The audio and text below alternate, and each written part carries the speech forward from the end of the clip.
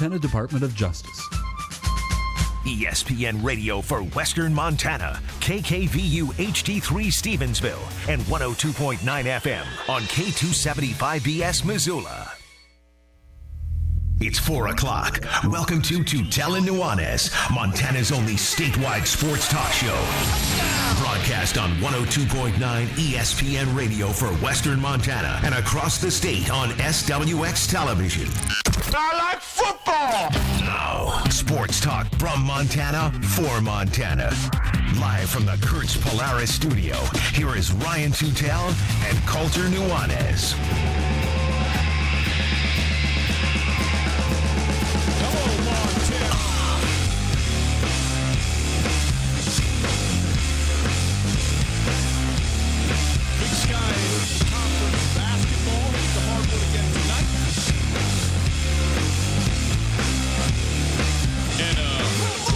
Biggest weekend of football of the entire year this very weekend. It is Tutel and Nuanez, 102.9 ESPN Radio, SWX Montana Television. Hi, how are you? Outstanding to be with you on this Thursday afternoon. Hope you are well. Thanks for spending some time with us on your radios, on your TVs, etc. If you would like to call, you can do that. We have phones. How about that? 329-1899, the phone number. 329-1899, that phone number. All guests join us via the Rankish Brothers RV phone line. You can also find us on the World Wide Web. You heard of that little doodad? What a thing. What a doohickey. 1029ESPN.com. You find us there on the www, and you listen live on the Listen Live tab. It's called a stream, and it's brought to us by Opportunity Bank.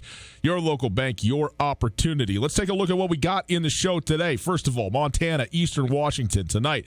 The men on the road, the women at home, particularly on the men's side. Coulter, an interesting matchup. We're going to spend some time with it because this has been the Big Sky Conference championship game in the tournament for the last, not one, but 2 seasons consecutively. You and I have been ringside at this game for the last 2 years. Great thrill to be at these games and a lot of fun. And so the one shot on the road for the Grizzlies in Cheney this year against a very good Eastern Washington team who I think people need to learn a little bit more about. They have an unbelievable. We know about some of the guys on this team. Mason Peatling, as if you're paying attention last year, Kim Aiken, and the great freshman that he was, now a sophomore.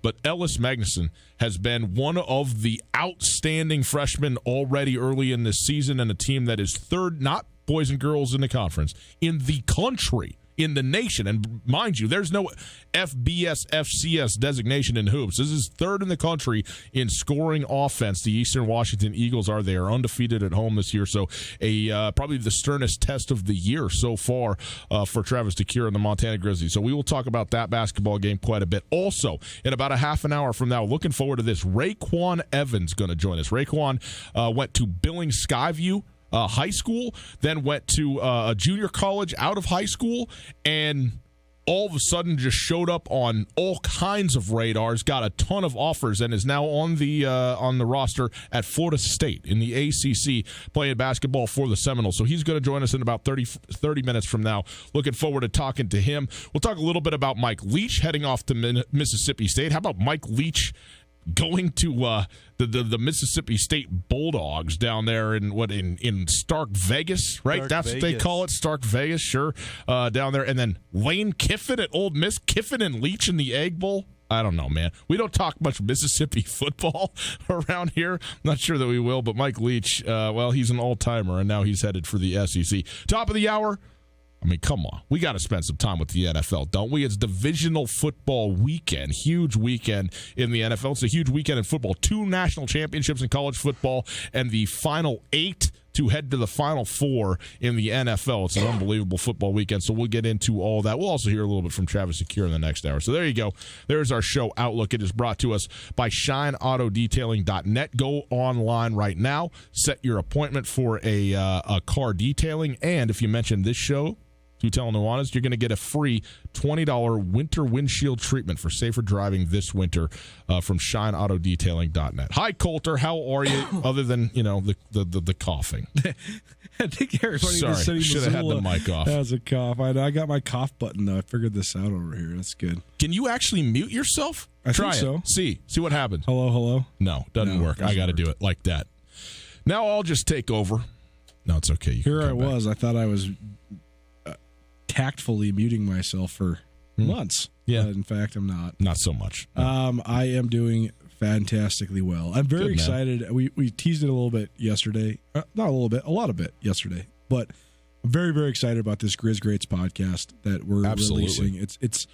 It's awesome, man. And honestly, we're going to spend some time talking about this again today, a little later on the show. But yeah, go ahead. There's just no real parallel to it in all of college basketball because of how many people are a part of it. There's guys that have coaching trees that expand over 6, 7, 8, 9, 10 different coaches, but none of them have all been at the same school, and none of them have involved then where everybody that's coached here has gone on to brighter lights and also great success, and it's pretty sweet. It's pretty awesome. Well, it's pretty interesting too because if you look at the Montana State men's basketball coaching tree, it's 2 dudes. It's Judd Heathcote and it's Tom Izzo. Michigan State. Yeah, You said Montana State. Oh, did I? Oh, I'm sorry. Michigan State. Yes, it's right. And so, Michigan State, of course, one of the blue blood premier programs in the country forever and always. But a lot of times it's because there has been one coach. Jim Boeheim, right? Mike Krzyzewski, these guys, Bill Self for Illinois, but then Kansas. These guys make the programs, and when they just stay in one spot, it's unbelievable to have the number of coaches come through the University of Montana that have come through and go on to do what they've done other places and also to do what they've done at the University of Montana. Again, remarkable, which was the impetus for the entire podcast series that we put together. So we're excited about that. Again, we're releasing it on Wednesday next week, so 6 days from now. So we'll look forward to talking about that. Speaking of, Coulter, let's talk about tonight. Some pressing pressing excitement, I guess, for the Montana men's basketball team. They go to Eastern Washington. Eastern Washington was a preseason favorite to win the Big Sky Conference. They return a couple of outstanding players in Jacob Davidson, Mason Peatling, and Kim Aiken, who really wasn't much of a factor in the first half of the year last year, like many freshmen, but as he sort of grew into his own, he was a force. And in the Big Sky Conference tournament last year, absolutely outstanding.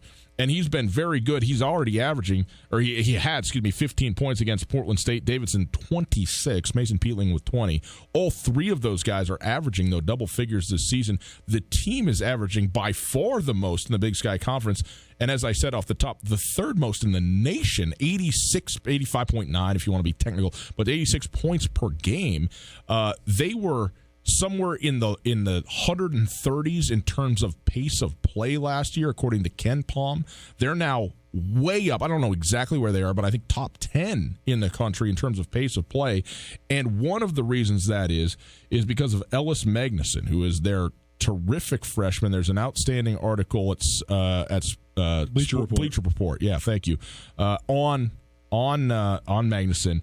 And as a freshman, what he has come in and done in terms of pace of play, distribution, he leads the conference in terms of assists per game, nearly 6 assists per game, and has been outstanding for Eastern Washington. They're undefeated at home.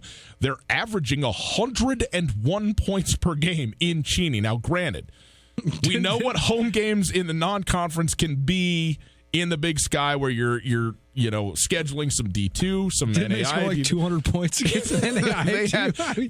Mason Peatling. He set the all-time Big Sky record with 56 points, I think, in a game this year against, again, not a Division I opponent.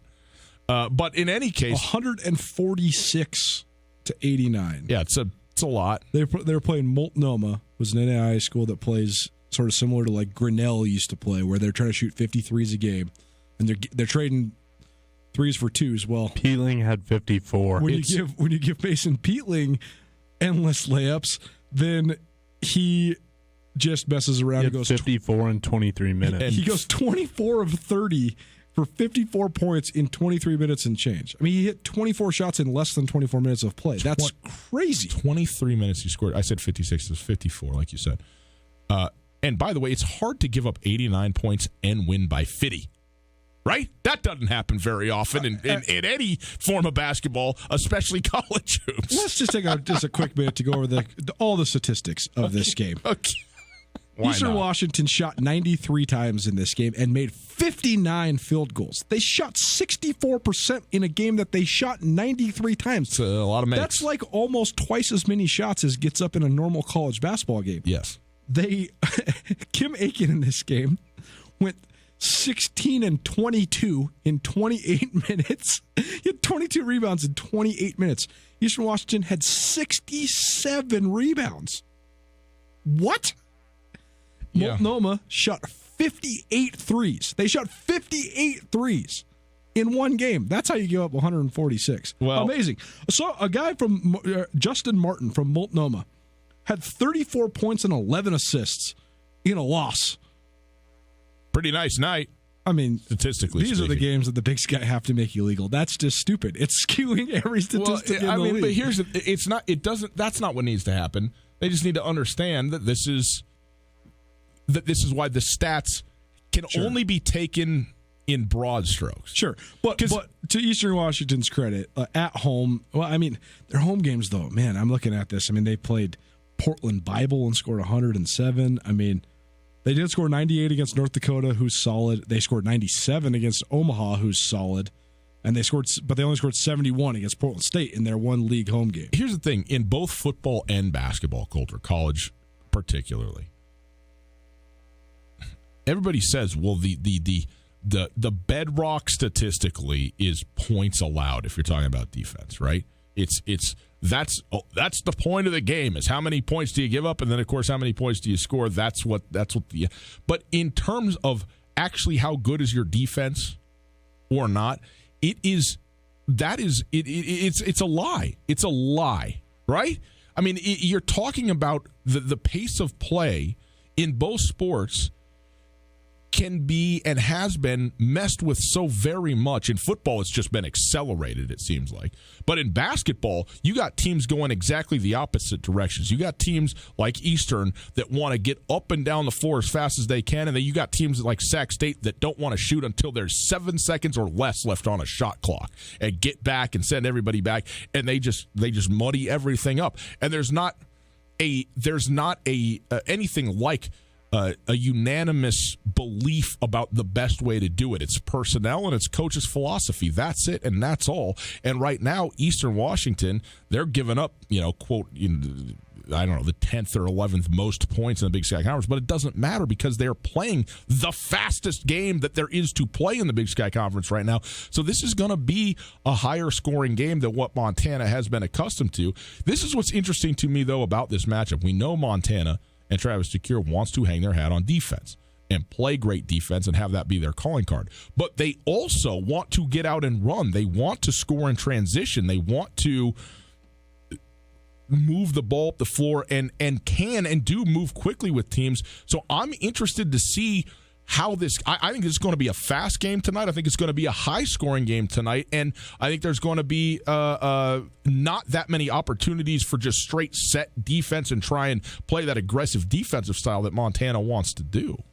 The game has played out like a Montana style of game most of the last let's call it 5 times these teams have played. So 2 years ago, when the Grizz were on their way to their first of 2 straight Big Sky Conference championships, that was the year that there was 18 league games, but everybody didn't play everybody. There wasn't the true round robin. So the only games between Montana, Idaho, and Eastern Washington were when Montana went on the road and played those 2 teams. And those resulted in their only 2 losses of that conference season.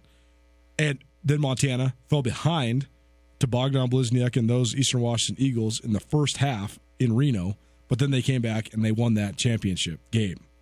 Last year, Montana lost at Eastern and then got redemption in a 75-74 win at Dahlberg Arena, which was one of the most entertaining games of the regular season last year. Right. All of the everything involved in the game. The on the court action was awesome, but also the sideline action between Travis DeCuire and Shante Leggins was probably the best part of the game. I mean, Shante Leggins sweated through his whole suit. He's waving the towel. He's trying to get a technical. He's going crazy. Travis DeCuire. I mean, it was a great game. It was great coaching. It was great gamesmanship. Great coaching, both sides. Yes. And, after the game, they both made comments about each other, like how competitive they are. These guys know each other, and they've crossed paths, and And I think they love competing against each other. But then Montana got the last laugh in the championship game, too. But all those games have been in the 60s or 70s, these last 5 matchups, which is what Montana wants. But when you look at what Eastern Washington does offensively, it's a matriculation of the last 3 head coaches that they've had. Ray Giacoletti liked to play a pretty fast-paced offense before then he went on to the University of Utah. But then Jim Hayford, who is a disciple of the Randy Bennett coaching tree, Randy Bennett most famously of St. Mary's, likes to play the spread-out style. And St. Mary's has had so much success with European but also mainly Australian players. Yeah. Eastern Washington, especially under Hayford, cultivated that same Australian pipeline. They had at 1.7 Australian guys on their team. Great players like Venky Joyce and Felix Van Off, and they still have a great Aussie in Jack Perry. But Eastern, the high-scoring nature of Eastern is not necessarily as much as they push the tempo in transition or as much as they shoot a ton of threes or they want to play fast. It's that they play decisively quick is how I would describe it. They've always favored a 2-post system, and that's why they've been able to play with guys like Jake Wiley and Bogdan and Bliznik at the same time. It's interesting because there's not many big guys in the Big Sky Conference. So if you can get 2 big enough guys to be on the floor at the same time, you're always going to have a mismatch on the block, right? But a lot of times, and we saw this with Weber State last year, we saw it with Sac State a couple years back when they had Justin Strings and Eric Stutzman. A lot of times having the 2 big guys, the role definition is not very good, and it gets pretty clunky. And it also hinders slashing guards because somebody's always in the way. And the Grizz were so good the last couple years because they could pin Jamar Coe on one block, and if he was getting denied, they could play ISO and guard play on the other side and get to the rim. What Eastern does is they spread the floor, but they don't mess around. It's not like Montana, where Montana likes to get the ball from one side of the floor to the other, then make a decision, back it out, run a play, very methodical. Eastern Washington likes to spread it, and if as soon as it goes to the left side of the court, the guy who's on the left goes and posts up, they play a 3-man game. Whoever has the ISO at any point, if you ever feel ISO, it's your turn. And then they play. And they only play half the shot clock, and they get a shot up. But it's not like a rushed offense. It's not like a high pick and roll. It's just very spread. And when you get your turn, which everybody in their offense is going to get their turn, you take your turn. And then you recycle it and keep going and keep going and keep going. So they just get a bunch of shots up. They get a bunch of opportunities. It's very atypical to what this right now in college basketball has become. The expansion of the three-point line this year is helped a little bit with the spacing. But the last couple of years with the new rules that were supposed to increase scoring, but all they did was increase scoring because everybody called more fouls, some more free throws per shot. Yeah. It's become such a plodding, physical game, which in some ways is okay, but Eastern Washington plays a very appealing style to me. I enjoy watching them play. I love the fact that who doesn't like watching people run and gun? You know exactly, what I mean? and you know they get to the corner, get to the post, boom, go. Let's see, yeah. It's not a lot of running through the play multiple times. It's just your turn, you do it, and so it is very contrasting styles. But as far as the point guard that Shante Leggins brought in, this is why basketball and college basketball and coaching in college basketball, especially from the recruiting perspective, is so interesting because you never know when the coach is going to go land their dude. And if you go land their dude and that dude happens to be Damian Lillard or that dude happens to be Ahmad Rory, and he's kind of that player is an extension of the coach,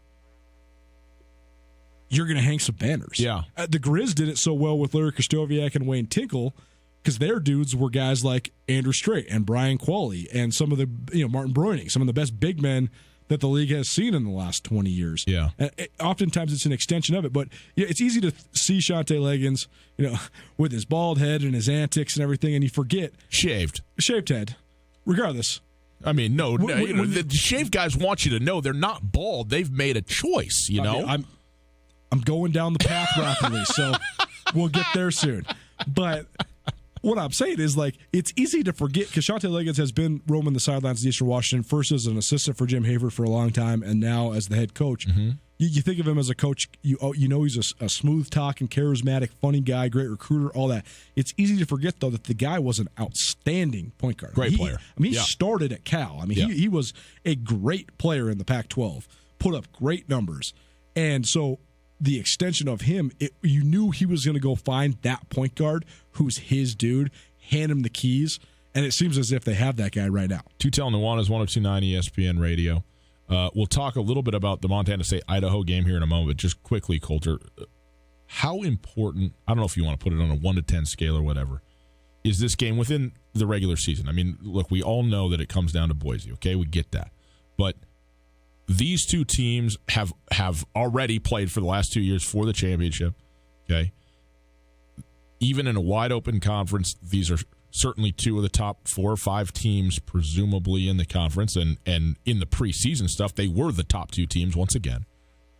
They play tonight in Cheney. They play on February the 6th, less than a month from now, back in Missoula. And that's it. They will basically be the midway point of the conference season, will be the second and final matchup between these two teams in Missoula. But tonight, 3-1 Montana, 2-1 Eastern Washington. How big a deal is this game? Well, I think it's a huge deal, first of all, because if you read the Missoulian this morning, Kendall Manuel, senior for Montana, was quoted as saying, "There's no question who our rival is in the Big Sky Conference. It's Eastern Washington." Mm-hmm. I think the fact that Eastern has been a thorn in the side of Montana. I mean, Montana's only lost 4 league games in the last 2 years.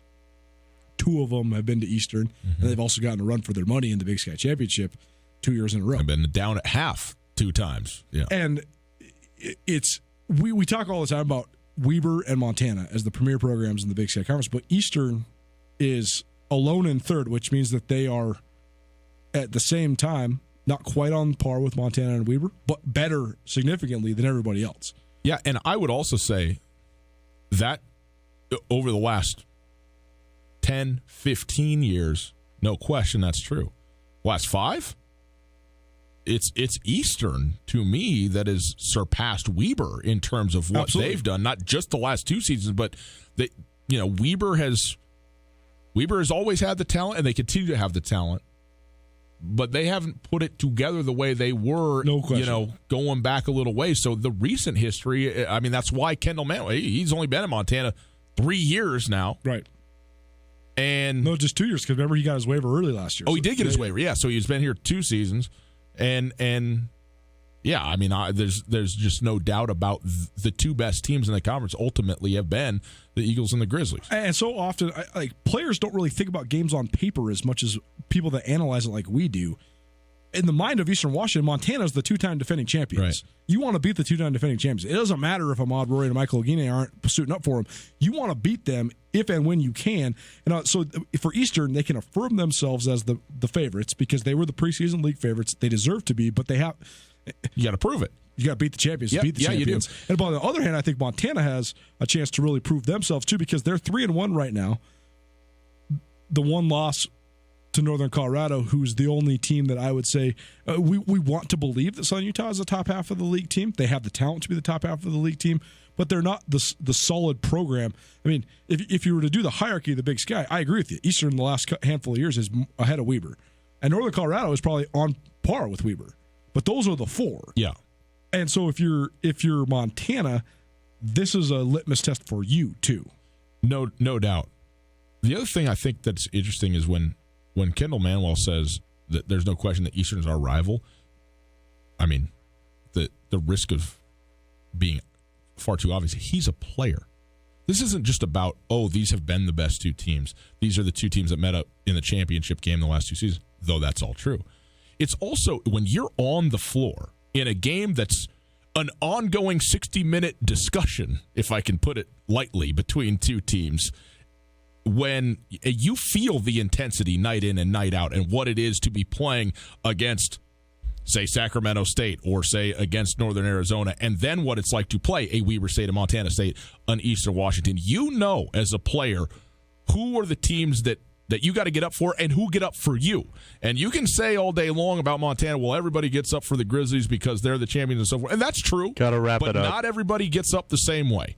And on the floor, I would argue that Kendall Manuel knows good and well who the team is that wants to get after Montana maybe the most and has the most ability to do that. And that has been Eastern Washington in his time here. That's why he says something like that. I mean, and we'll wrap it on this. I mean, the last point is just the regional connections, not only that these schools are only 3 hours apart, but also that Like Rashi Wortham, who's a former Montana assistant, was also at Eastern Washington prior. Yep. There's all the Seattle-Tacoma connections. There's only 3 Western Washington guys on the Grizz roster right now. But the last couple of years, you got Bobby Moorhead and Ahmad Rory playing against a bunch of Eastern guys who they played against their whole lives. And Travis DeCure is from the state of Washington. They're all, is a Western Washington guy, too. So there's a lot of regional connections as well. The Lady Grizz also playing Eastern Washington tonight. They all play the same teams every night, the men and the women. Hosting tonight at Dahlberg Arena, 7 o'clock to tip for that game. Eastern Washington 1-2 in the Big Sky. The Lady Grizz 3-1. Eastern Washington is 2-10 overall.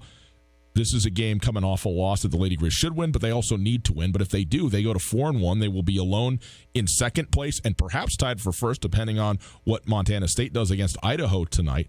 But it's a huge game and the last home game for a little while for the Lady Grizz. So get out to Dahlberg Arena and check out the Lady Grizz tonight as well, 7 o'clock there. We take a quick break.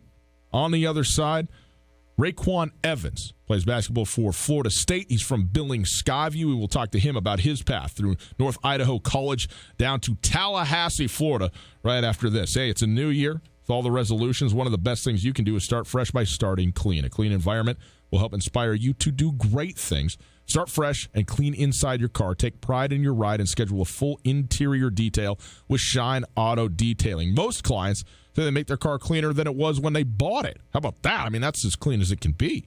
Schedule online right now at shineautodetailing.net and mention you heard it right here on Tutel and Nuanez, Ryan and Coulter, and they'll throw in a $20 winter windshield treatment for safer winter driving. Okay? For free, just for mentioning the show. How great is that? ShineAutoDetailing.net. Set your appointment right now. ShineAutoDetailing.net. Experience matters. Walk into any Farmer State Bank to learn just how much. You'll find an experienced staff of professionals ready and willing to go the extra mile to help you succeed. Bank on the go with mobile and internet banking solutions, or enjoy our legendary personal service face-to-face in the lobby. Visit farmersebank.com or a location near you to learn more. Farmer State Bank, your Montana bank since 1907, member FDIC. Hey, it's Coulter, and I'm here with Catherine from The Advocates. If you've been in a car accident or need help dealing with the insurance companies, you should give The Advocates a call. They can tell you if you have a case right over the phone. That's right. It doesn't cost anything to call, and we'd be happy to talk to you and assess your situation. You don't want to have to deal with contacting the insurance companies and setting up a claim. We can do that for you. We take the hassle out of the process, so you can just focus on getting better. There you go, folks. If you've been injured in an accident, give The Advocates a call, 406-640-4444, or online at montanaadvocates.com. You deserve The Advocates. This is Mike Nugent with Berkshire Hathaway Home Services. Berkshire Hathaway provides Western Montana with full-time real estate professionals for you whenever you need us. Our reputation as the state's most knowledgeable and available real estate group has helped build unmatched trust in the Garden City and statewide. If you have been thinking of making a real estate move in the short or long term, give me a call. No pressure, no expectations. Just professional opinions and service at whatever pace you are comfortable with. Give me, Mike Nugent, a call today, 531-1802. And remember, every question is good to ask. Marshawn in the backfield. Marshawn goes up over the top. He's in. Touchdown, Seahawks. Survive and advance. The Seahawks continue their playoff run as they travel to Green Bay to take on the Packers in the divisional playoffs. Join Steve Rabel and Dave Wyman this Sunday. Pre-game at 2. Kickoff at 4:40 right here on the Seahawks Radio Network. Russell steps up in the pocket. Looks. Still looking. Now he fires. Ball is caught. Touchdown, Seahawks. There you have it. The Seattle Seahawks into the divisional round of the playoffs will renew their rivalry with the Green Bay Packers in Lambeau Field Sunday evening. Once again, you can hear the game right here on 102.9 ESPN Radio, the official Seattle Seahawks affiliate of Western Montana. It's been a great season, and it continues this weekend, 2 o'clock Sunday afternoon for pregame, kickoff at 4:40. 102.9 ESPN Radio in Western Montana, your home for the Seattle Seahawks. Hey there, Coulter Nuanez from your favorite daily sports talk show, Tutel Nuanez. I'm here with Tom from Aspen Sound. Tom, last winter I got a sweet car starter. It's something I think everybody needs. You know, Coulter, I couldn't agree more, and my wife sure thinks so too. We've got a lot of sweet deals. We actually have it capable now where you can start it from your phone from anywhere you'd like. We have two-way remotes that'll confirm to you the vehicle started all the way down to our basic package starting at just $299 installed. Come on in and check us out. Feel the music at Aspen Sound. ESPN Missoula Sports Center. Good afternoon. Ryan Tutel, Colter Nuanez, 102.9 ESPN Sports Center. Former Billings West standout Jesse Owens is switching sports and switching schools. Owens is leaving the University of Montana football team and will walk on at Montana State to play basketball. His senior year at Billings West, Jesse Owens had over 1,200 yards receiving and 12 touchdowns. He was an all-state selection at both wide receiver and cornerback, leading him to the Gridiron and the Grizzlies. However, Owens also averaged 17 points per game and 5.4 assists, making him an all-state basketball selection as well. He had a change of heart about which sport he wanted to play, and MSU head coach Danny Sprinkle is giving Owens the opportunity to walk on. He will not be eligible to play for the Bobcats for a full calendar year. Big Sky Conference basketball resumes tonight. The Montana men, who sit atop the league standings at 3-1, travel to Cheney to face 2-1 Eastern Washington. This game, a rematch of the last two Big Sky Conference tournament championship games, and will be a clash of styles. Montana has allowed 68 points per game defensively this year, while Eastern Washington's third in the nation in scoring, 86 points per, and are undefeated at home. Opening tip, 7 p.m., can be seen on SWX Montana television. The Lady Grizz are hosting tonight as well against Eastern Washington. They're 3-1 on the season, while Eastern Washington is 1-2 in Big Sky Conference, playing 2-10 overall. That game at 7 p.m. This ESPN Missoula Sports Center is brought to you by Aspen Sound.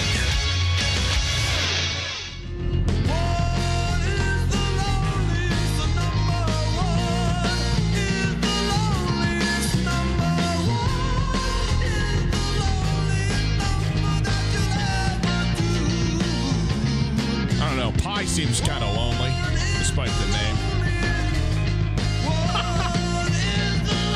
Tutel Nuanez, 102.9 ESPN Radio.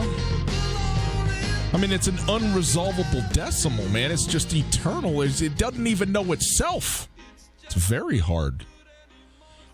We are broadcasting live here as usual on a Thursday afternoon. Hope you are having a wonderful day. We are efforting Raekwon Evans. He'll be on with us here in just a moment. Tutel Nuanez, 102.9 ESPN Radio and SWX Montana Television. If you'd like to find us on the social medias, you can do just that at 102.9 ESPN on Twitter and on Instagram at Gus Tutel. If you're looking for me on the Twitter sphere, and at Skyline Sports MT for all your up-to-the-moment Big Sky Conference basketball action. We go now to the Rankage Brothers RV phone line. We welcome in Florida State basketball player and former Billings Skyview product, Raekwon Evans, joining us. Raekwon, thanks so much for being with us. How are you doing?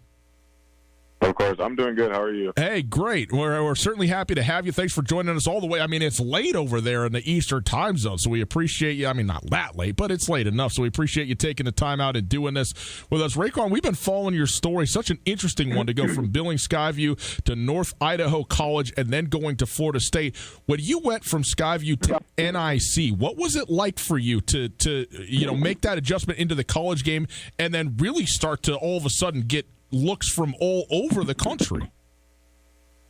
It was kind of different at first. It's kind of every kid's dream to play college basketball, so I was thankful enough to even play, even at the JUCO level. But being able to play there, it really changed my life. It was a huge transition. Even though it is junior college, you still got to, it still is a college. It's still a business, so you have to practice hard and work hard and kind of change your mentality.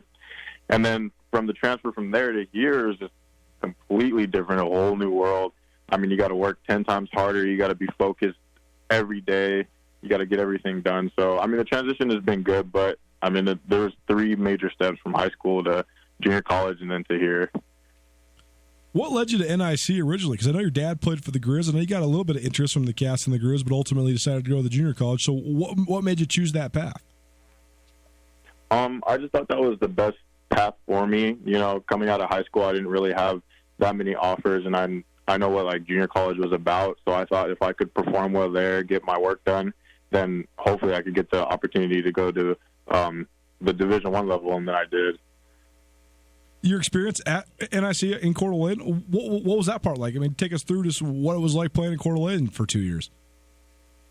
Oh, I loved it. It reminded me a lot of Billings. It was only about 7 hours away, but the people were really good. The basketball atmosphere was great. I had a great experience there, and I loved everybody I got to meet. People around town were always nice and supportive, so it was just a great experience.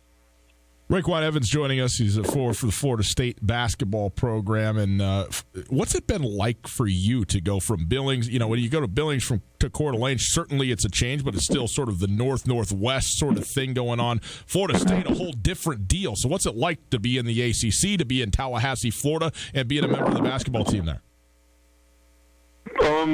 It's really great. You know, it's probably one of the best experiences of my life. It's different, though. You know, it's not like Montana at all, but I mean the conference is great. You know, you play the best talent, you know, every night, and then in practice I'm going against the best guys every day. So it's just a really great atmosphere. You know, it's something I've been working for all my life, and to finally be like a part of it, I'm just really appreciative, and you know, I just try to stay focused and work hard every day. It seemed like your recruiting before you actually decided on Florida State had a tipping point. I mean, you were getting some interest, and then all of a sudden you're committed to Utah State, but then all of a sudden Washington State, Gonzaga, Oregon, Utah, all these big-time places come to the table.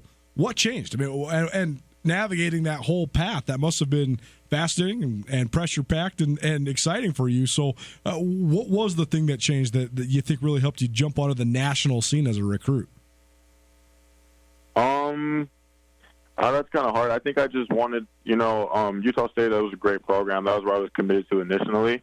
But I just felt like, you know, I kind of wanted to see how far I could take my talent. So I waited it out, and then I started getting the Washington State, Gonzaga a little bit, you know, a couple Pac-12 schools.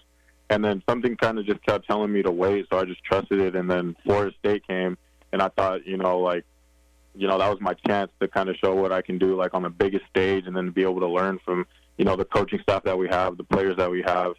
And I just had a feeling that I should wait, and then it worked out. Raekwon Evans joining us. He's a guard from Billings Skyview, plays basketball at Florida State University. And I got to ask you, you mentioned the coaching staff, but Leonard Hamilton is a legend in the coaching business. I mean, he's been at Oklahoma State, he's been at Miami, and now he's been at Florida State for, I mean, almost 2 decades now. What's he like? Because he seems, I mean, when I see him, when I hear him talk, I'm like, this guy is awesome. But, I mean, day in, day out, what's it like to play for Coach Hamilton? It's great. He kind of, I think what people see on TV, you know, they kind of are reading him wrong. He's a complete opposite person than what people think he is, because TV, he's all serious and everything. But, I mean, you know, every day just building a relationship with him. You know, he's a great guy. He jokes around a lot, but is very serious and very determined, you know, to kind of get his players where they need to go. So it's just been great. You know, I learn a lot from him every day. I learn a lot from all the other coaches as well. Raekwon, this is always interesting to me. You're on a team that's top 10 in the nation right now, okay? And Florida State, I mean, one of the great athletic schools in the history of the United States, right? But you come from Billings, Montana. Yeah. Kids that grow up maybe, you know, in Atlanta or, you know, on the Eastern Seaboard, in Southern Cal, they're playing against all these kids all the time, and they're kind of used to it. But when you're coming from Montana and North Idaho College as well, it's a major change to go, okay, I'm sitting here on a top 10 team in the country. Is that surreal at some level to go from Billings to Tallahassee in that capacity? Yeah, I mean, the first couple of weeks I was here, it kind of took some adjusting to get to. You know, there was some questioning, like, dang, like, am I supposed to be here, you know? But, like, after a couple of weeks, you know, kind of, like, understanding these guys, getting to talk to them, their work, like, ethics, all that. And then as I started to develop what they're developing, you know, it just kind of came not secondhand, but it's just kind of normal now. Like, I'm just used to it. Like, everyone's athletic, so you got to learn to play around that. And I think about it all the time, but then, you know, I try to stay as focused as much as possible and not really let it get to me and just have fun in this experience and just enjoy it. How much different is the game? I mean, how much different do you have to operate within the scope of a game because of that increased athleticism? It's completely different. You know, there's certain players who have crazy athletic ability, so you have to know, you know, ways to score. There's guys who play great defense. There's teams who have great defensive schemes. You know, so it's really just being a student of the game and trying to understand the game plan every night and then trying to work from there. So it's not just kind of run and gun play anymore. You know, you kind of have to have a strategy to what you're doing now. Raekwon Evans joining us. He's guard on Florida State's men's basketball team. Florida State number 10 in the nation, 14-2 so far this year as they've just begun conference play in the ACC. Was there a moment for you, Raekwon, when you got there where you go, okay, I know that I can do this at this level and play and be a contributor and even more than that and help this team? Yeah, I believe my first game I got to play, and it really started with practice. That's where I really gained my confidence. My teammates helping me out and teaching me along the way, that really gained my confidence. So when we started playing, I kind of felt like I truly do belong here, and I just didn't doubt myself at all. And then so the first couple of games is when I really proved myself wrong and showed myself that I belong here. What's the craziest environment you played in so far? Flipped on Louisville versus Florida State, and they said Raekwon Evans from Billings, Montana scores. And I'm like, whoa. And I realized he had 7 points in the game, and he's played sparingly for this year's Seminole He's squad. averaging 10 minutes a game, so quarter a game. But he got buckets on 2 of the 5 possessions of the game that I watched, and I was like, man, this is sweet. And I remember the kid in high school. He was an awesome athlete, really, really, really athletic. Billings Skyview had a little bit of a mini dynasty in Class AA there with guys like him and Kendall Manuel, and even Dane Mueller for a little while. And Evans, I think a lot of people thought he was going to play for the Grizz because his dad, Israel, had played for the Grizz. Mm-hmm. And then I think there was some academic questions, and I think he also, like he said, he wanted to bet on himself and see what he could do. And when he was at North Idaho College, started getting some Mountain West interest, which a lot of times you go to junior college, you do get a little bit of an elevated profile. And I thought, man, that's cool that this kid's going to go play in the Mountain West. That's big time for a kid from Montana. And then Larry Krastoviak showed up to a game in Coeur d'Alene. And I know Coach K's got a house on Lake Coeur d'Alene, so he might have just been swinging in to see what he could see while also, get a little R&R. And there was a picture of those two talking after the game that got posted on Twitter. And Evans' recruitment just blew up after that. All of a sudden, then there's a picture of Patrick Ewing from Georgetown in the stands at an NIC game. And NIC's a great junior college, and they've produced some high-level players. Florida State has another young man from NIC on their roster already, so it's not as if Leonard Hamilton hadn't recruited there before. Yeah. But to go from a guy that, is an in-state recruit that's probably going to go to the Grizz, to then go to a junior college, to then go to Utah State, to then be getting recruited by Patrick Ewing and Larry Krastoviak and, Georgia, Oregon, Washington State, Washington, Gonzaga, on down the line. Yeah. And then to end up at all places you could end up. I mean, it would be a wild and awesome story if you would have ended up at Oregon or Gonzaga. That would have been big time for a kid from Montana to end up at that level of a school, but it still would have been a little bit more regional and not as much of an outlier. In Tallahassee, Florida, of all places. I mean, that's amazing to be playing in the ACC from Montana. I wonder, who's the last kid who played high school basketball in Montana that played in the ACC? We've had a handful of Pac-12 guys, and even the Edwards kid from Glacier that went and played at Gonzaga. But when was the last time there was a kid from Montana playing in the ACC? I mean, I think you might have to harken all the way back to Mike Lewis at Sentinel when he played at Duke in the 60s. Yeah. It's been a long time. It's Tutel Nuanez, 102.9 ESPN Radio. Colter, we talk about the fact that there's a lot more football products coming out of Montana than there are basketball products. Mm-hmm. The system, first of all, we can start here. It is a numbers game. I mean, when there's 10 times the number of kids playing on a sports team than, in one sport than there are on another, that whittles it down significantly in terms of who can actually just play. But also, basketball's system of quote development to go from high school or from non-college into college and then perhaps beyond has changed drastically and is very, very, rigid, I guess I would say, of the AAU circuit of basketball and those teams that are there. And if you're on one of those teams, your exposure is, by standards of recruitment and so forth, astronomical. And if you're not on those teams, it's nil or nearly nil, unless you're regional, like you were saying. And in Montana, there's just not that many kids who are playing AAU. So my question to you, just quickly to wrap this up, is this. How much is it a dearth of talent that's in the state of Montana? Because if you want to talk about actually who's gone from the state of Montana to play in, the NBA, Pac-12, now ACC and so forth, it's actually remarkable the number of kids that have. But also I think it's a matter of being seen. Like it's 100%. Being seen and playing against competition that the people that are watching you believe it. They trust. It's like, oh, okay, you put up 25 points. What at Belgrade or whatever? It's like, well, what does that mean, right? There's still, especially from rural states like Montana, there's still a slight stigma going to junior college for sure. I truly, your question is a great one because I really think that there's the Trace Tinkles of the world that are Pac-12 guys from their sophomore year of high school on, but I think that the top handful of guys in Montana, we've talked to Travis DeCuire and Brian Fish about this, and I don't know if Danny Sprinkle feels the same way. Danny Sprinkle actually has 5 Montana guys on his roster now. Yeah, he does. After adding Jesse Owens.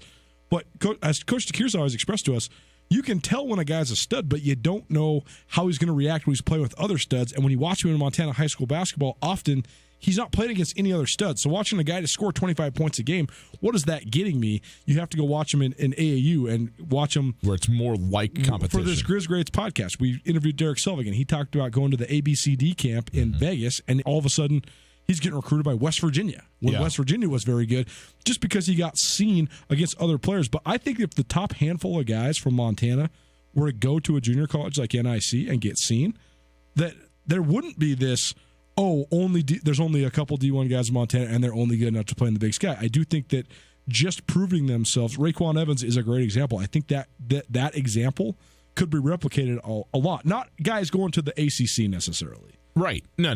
But, sure. But kids that aren't getting recruited by hardly anybody could get recruited by schools like Utah State and Nevada. Yes. If they were just to prove themselves in other areas. And a lot of times, so much of it is this exposure. And Trace Tinkle is a great example, too, because, again, he was Pac-12 all the way from when he was a sophomore on. But he also had the resources and connections to play on a regional AAU team. And also his father is the coach of a Pac-12 team, which is absolutely helpful. All of it helps. Yeah. Yes. But the Spokane Sandpipers is one of the great club teams in the Northwest. John Stockton has helped coach that team forever. Yeah. But that team has recruited the best of the best from Washington, Idaho, and Montana. Yeah. And their best players are going to the best of the best. Gonzaga, Washington, all over the place because of the exposure. And I think if it's replicated on the boys' side, it would be the same. Stu Nuanez, 102.9 ESPN Radio. Good conversation. We'll leave it off there. We'll come back to it. The next, Mike Leach, leaving Washington State, going to Mississippi State. Love Leach. Love him in the SEC, not as much as I loved him being a neighbor in the Pac-12. We'll talk about it briefly next. Looking great is not just helpful for females. In today's competitive business market, men are finding cosmetic work can give them the edge they need to stay ahead of the game. You're invited to see for yourself how Northwest Plastic Surgery Associates' discreet laser and cosmetic treatment programs are helping men of all ages regain youthfulness and confidence, sometimes in as little as one visit. Northwest Plastic Surgery Associates can help reverse years of stress and time in the sun with skincare and skin rejuvenation services, or let them help you permanently get rid of that unsightly hair on your chest or back. Plastic surgery is losing its stigma among men, and the results have been tremendous. Liposuction, male breast reduction, tummy tucks, it's no secret that men want to look good too, and sometimes a simple procedure can add years to your professional life. Book your consultation and learn how cosmetic treatment can bring your inner beauty to the surface. Call Northwest Plastic Surgery Associates today, 728-3811, or visit nwpsa.com. No matter how far you may go, there's always one just down the road. Town Pump, ooh, pump it up, pump it up. Looking for a nice selection of wine? Town Pump has a great selection. And right now, Dark Horse Wine 750 milliliter is only $7.99. And Liberty Creek Wine's 1.5 liter only $7.99. Stop by and check out their wine selection. Town Pump, right down the road. Town Pump, right down the road. Pump it up, oh yeah. In Western Montana, we know shopping local matters, and you may think you'd pay more for the quality and customer service that comes with it, but not at Selway Armory. Selway Armory is locally owned with knowledgeable specialists that can answer your questions. In addition to the expertise, though, Selway Armory also has a bigger selection and lower prices than the box stores. When you're in the market for firearms and accessories, save money with the experts at Selway Armory. Selway Armory, 2825 Stockyard Road, Unit E6, and online at selwayarmory.com. The big skies are open. Go wild with Opportunity Reward Checking. Go ahead, jump, dance, shout. Opportunity Reward Checking will make you do that. Go wild when you get your 1% cash back on qualified debit card purchases. It all starts with an Opportunity Reward Checking account from Opportunity Bank. Visit a branch today to get started. Then go wild and spend your 1% cash back however you want. Go wild with Reward Checking from Opportunity Bank. Some restrictions may apply. Member FDIC. Final call, flight 566. Hello, gentlemen. May I see your Montana Real IDs? ID? I'm Captain Meriwether Lewis. And I'm Captain William Clark. Hang on. I see there's more than one William Clark. I need to verify it's really you. It's the real me, I promise.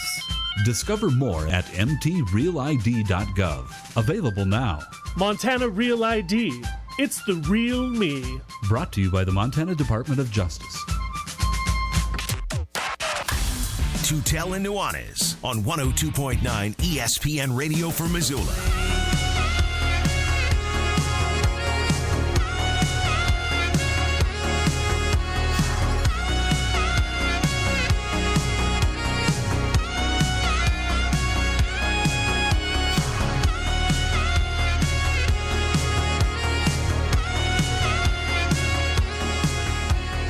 Welcome back to Tutel Nuanez, 102.9 ESPN Radio, SWX Montana Television. Outstanding to be with you on a Thursday afternoon. Thanks for being here with us.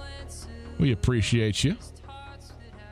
Coulter, Mike Leach, leaving Washington State for Mississippi State. He was one of the rumors around Tennessee and looked like maybe he was going to go to the Volunteers last year and then didn't and then stuck around. And it did feel, I must say, at Washington State this year like he was a coach who had kind of maybe thought he was not going to be there and then found himself back in Pullman and then, kind of tried to put it together, but wasn't all the way maybe invested the way he had been before. I don't know. Maybe it's just a team that had a high watermark, over the last couple of years and not so much this past season. But nonetheless, Mike Leach, who is certainly a media favorite, I think a fan favorite as well for his unorthodox thoughts and expressions, is now going to Starkville, Mississippi, back into the SEC, but into one of the,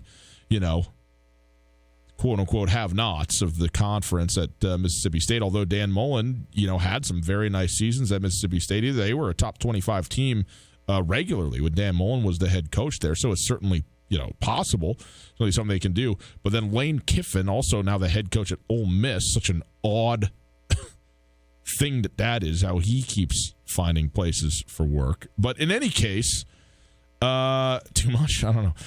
Mike Leach. Leach. It's so weird to me in the coaching business how if you have name brand recognition and someone once upon a time pinned you as a wonderkind or some sort of boy genius or some sort of any sort of innovator, you can try and fail and continue to get work for so long. Yeah, but here's the thing. I mean, he went to FIU, right? Yeah. Florida International or Florida Atlantic? I think FAU. He was at Florida Atlantic. Yeah, Florida Atlantic. Who was an OFER football program. Yeah. And they started scoring 40 points a game. I mean, they gave him, after his first year, a 10-year contract to be the head coach, which, of course, he's not coming close. But the point is, there's tough rebuilds, and then there's Florida Atlantic. Just go recruit Florida and you get dudes, and you're off and running. All I'm saying is that, it seems easy, but guess what? His predecessor couldn't do it. And he came in and did it. And I think the question has never really been about Lane Kiffin from a football standpoint, right? He can do it, except for that he just seems to consistently get into his own way. And okay. Anyhow, Mike Leach, on the other hand, is now going to Mississippi State. And Coulter, you got to help the people out with it. Read them this tweet.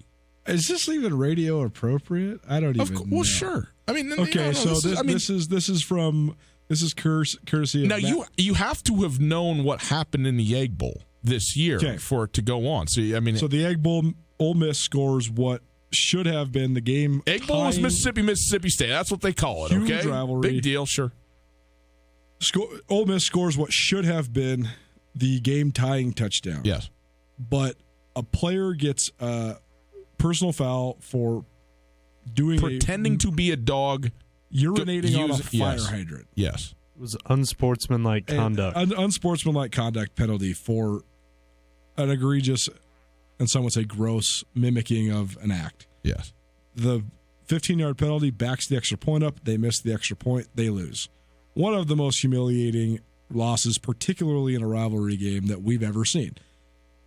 So this is courtesy of Matt Fortuna. He's a national college football reporter at The Athletic. Yep.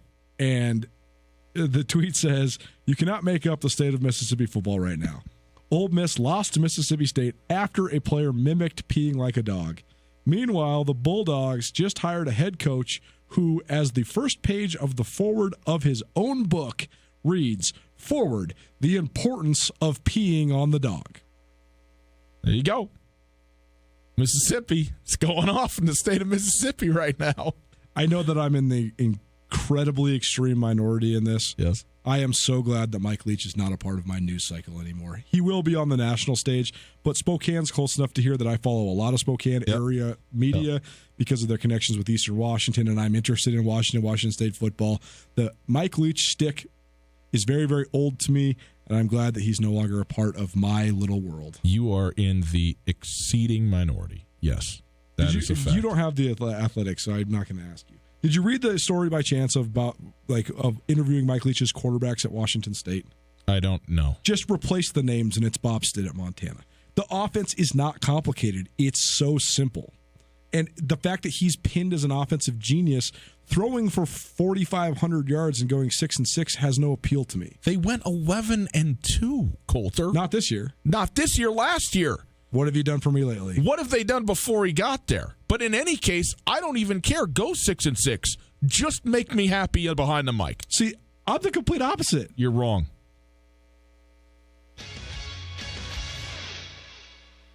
At the Montana Club, our goal is to create a menu of mouth-watering food with variety to satisfy any craving. From the garden-fresh ingredients in our salads to our succulent, perfectly grilled Montana Club Angus steaks, we take pride in every detail that goes into preparing your food. Top off your meal with a premium cocktail, wine, or microbrew. Come as you are and satisfy your craving with our home-style breakfast, lunch, and dinner at the Montana Club on Brooks and North Reserve, Missoula.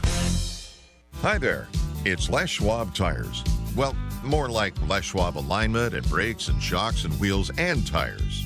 Now, some tire places don't offer all that. They only sell tires. And we're not sure how they sleep at night because all those services affect things like steering and stopping. That's why we offer more than tires to help keep you safe. Stop by or book an appointment at leschwab.com. Les Schwab Tires, doing the right thing since 1952. On Russell, across from the fairgrounds.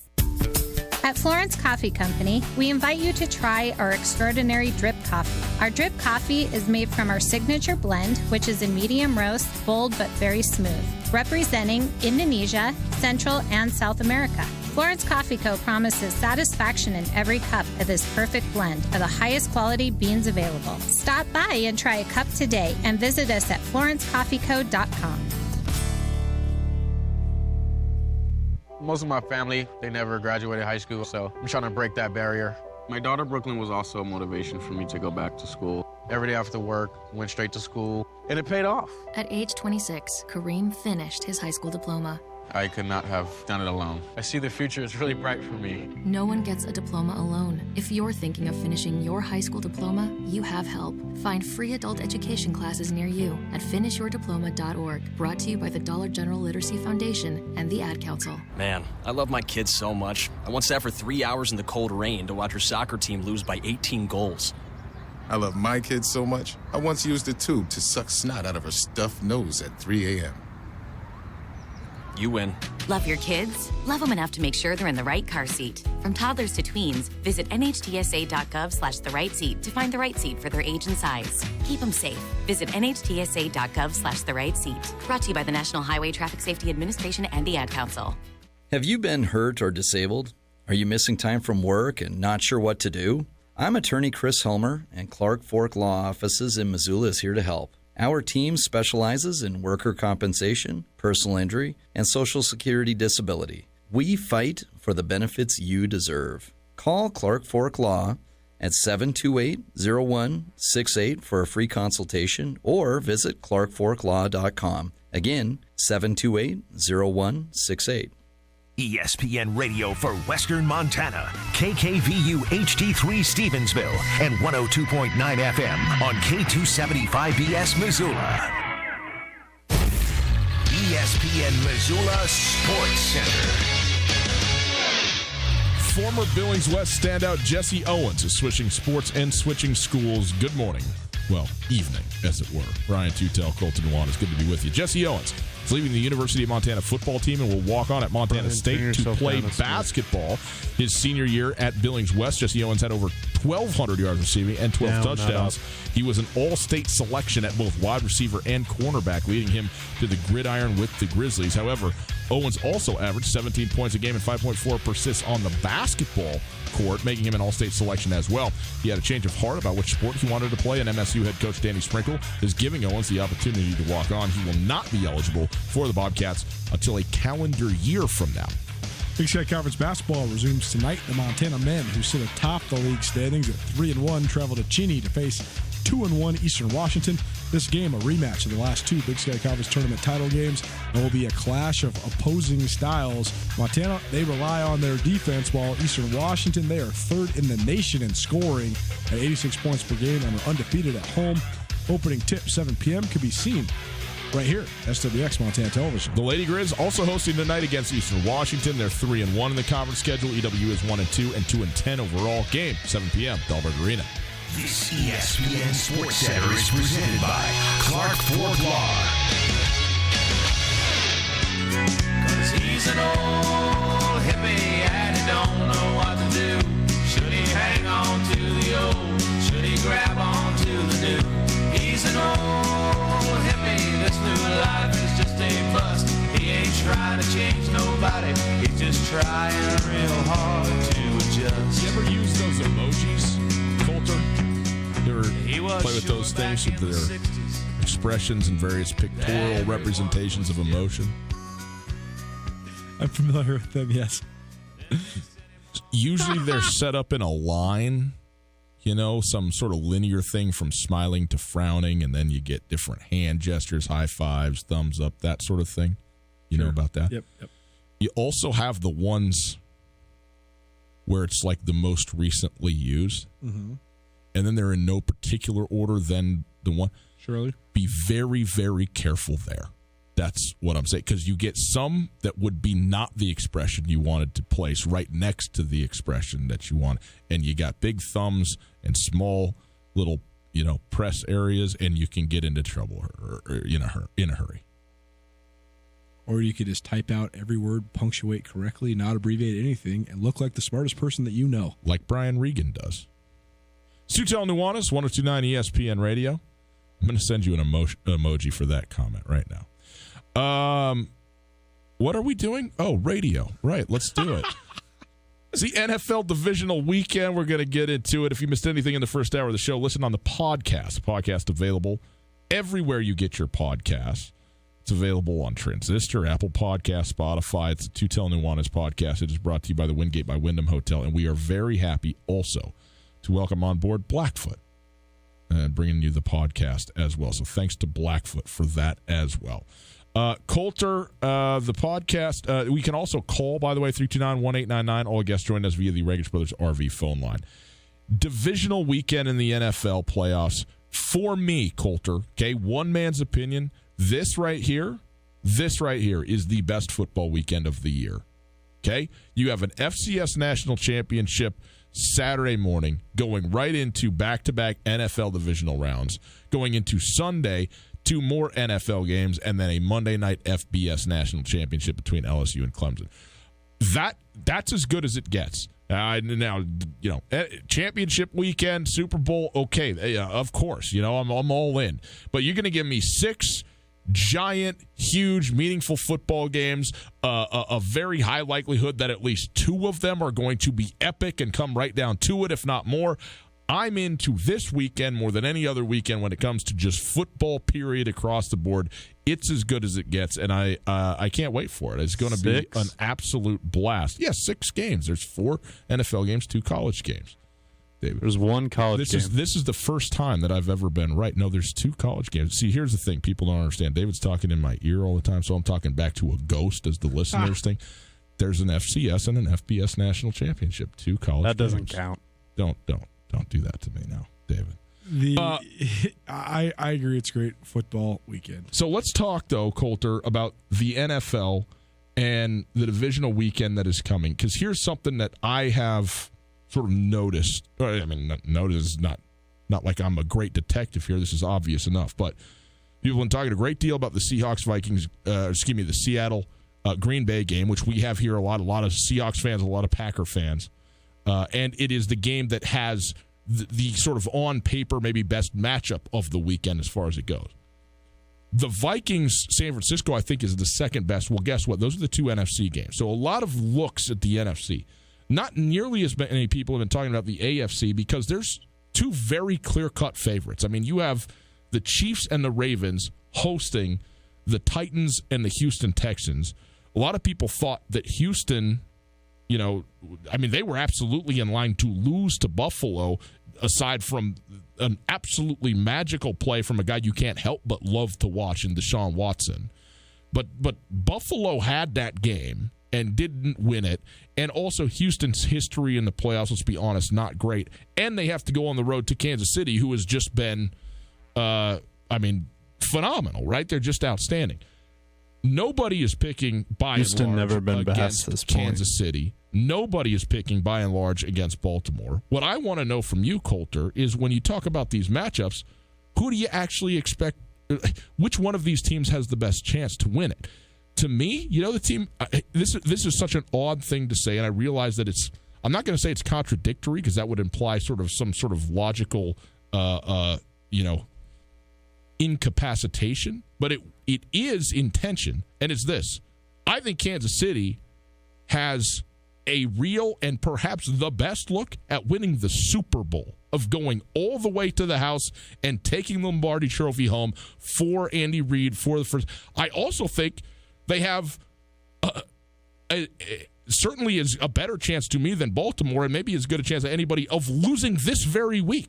Because I think that Houston, though they've never been past this point in the history of their organization, first of all, you get the win in the playoffs and having that opportunity to play in the postseason when the other team hasn't, even though they get the rest and everything, I think matters. And also the X factor that is Deshaun Watson. Look, the X factor that is Pat Mahomes, I'm all about that too. I think this is going to be a phenomenal football game. But you know who didn't play on Sunday or Saturday as well for Houston? Will Fuller. Will Fuller is an absolute difference maker for this team. Now, if he is back for the Houston Texans, what that does to open up the passing game in general for this football team, and then thereby the running game. I mean, Houston may be the one team in this postseason, not in the postseason. I mean, Kansas City might be that as well, but where the pass game really sets up the run game. They're not a great running football team, but they can do it effectively at times. Duke Johnson, Carlos Hyde, finding ways to get things done. But this is a pass-first and a make-plays-first team with Deshaun Watson, and obviously we bring Hopkins into the mix, but Hopkins, great as he is, as anybody, right, is much better when you have a legitimate threat on the other side of the field. And if you bring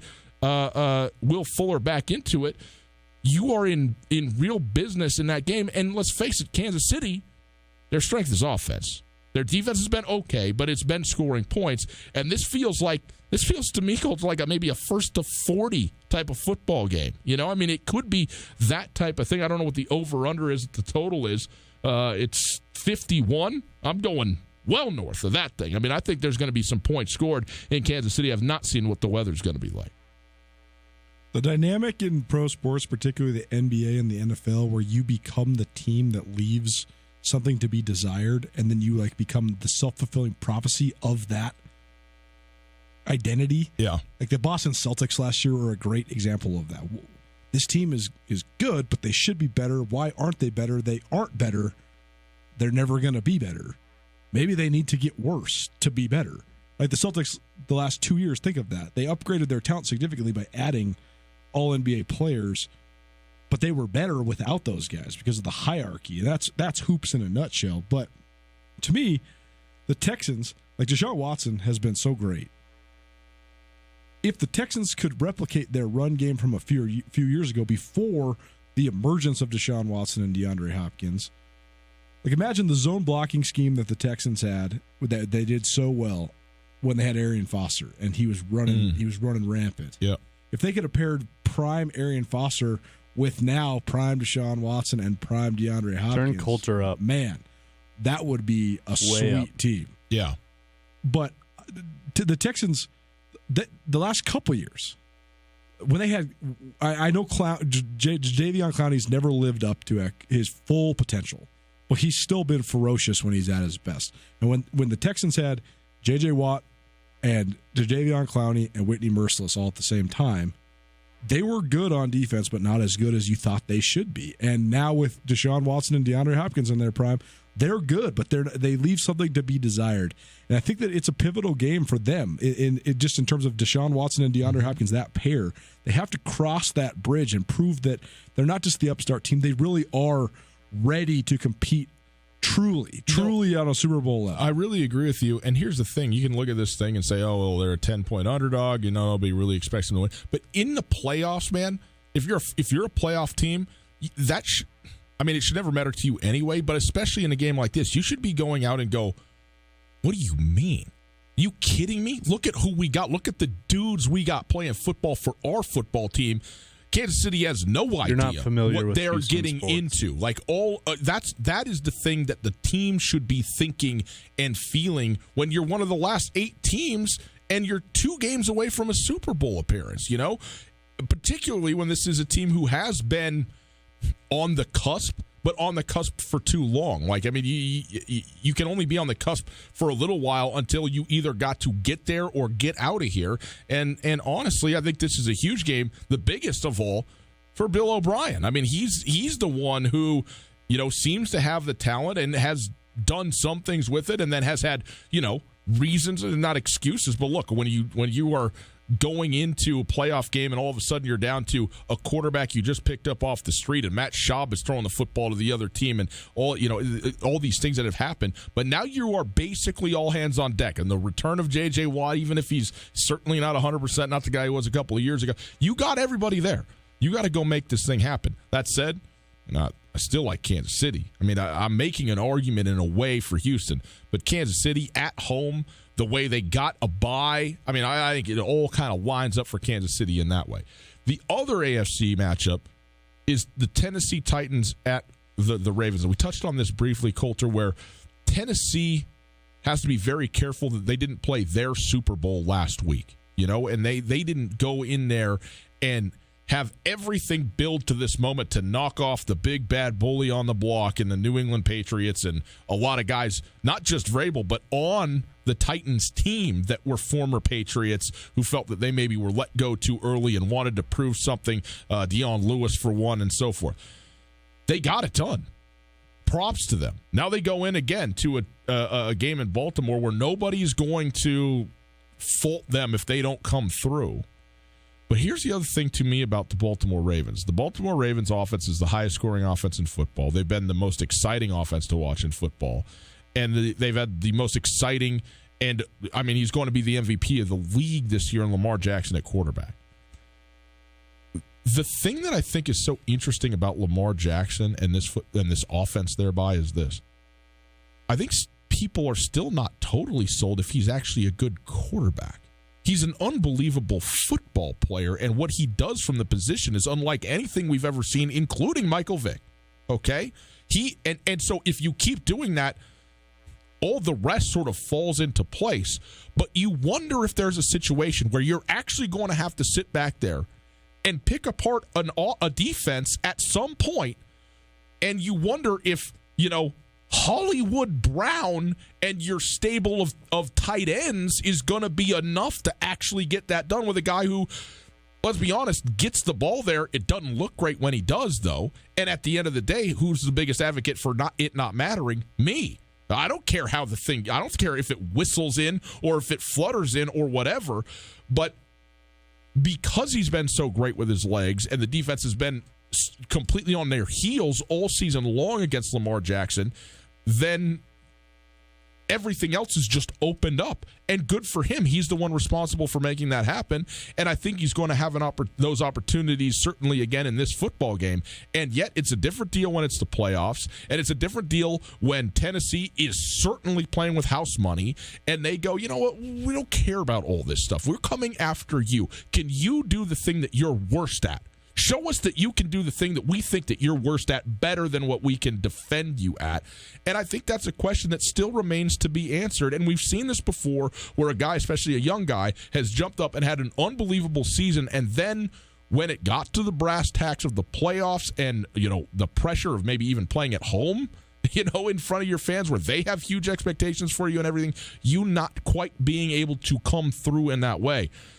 Again, I'm not picking against the Ravens at all. I like Baltimore to win this football game, but I'm just sitting here playing a little bit of devil's advocate to go, you know, or is it as sure a thing as seemingly everybody wants because nobody's been on Tennessee basically ever, and now here they are in the divisional round?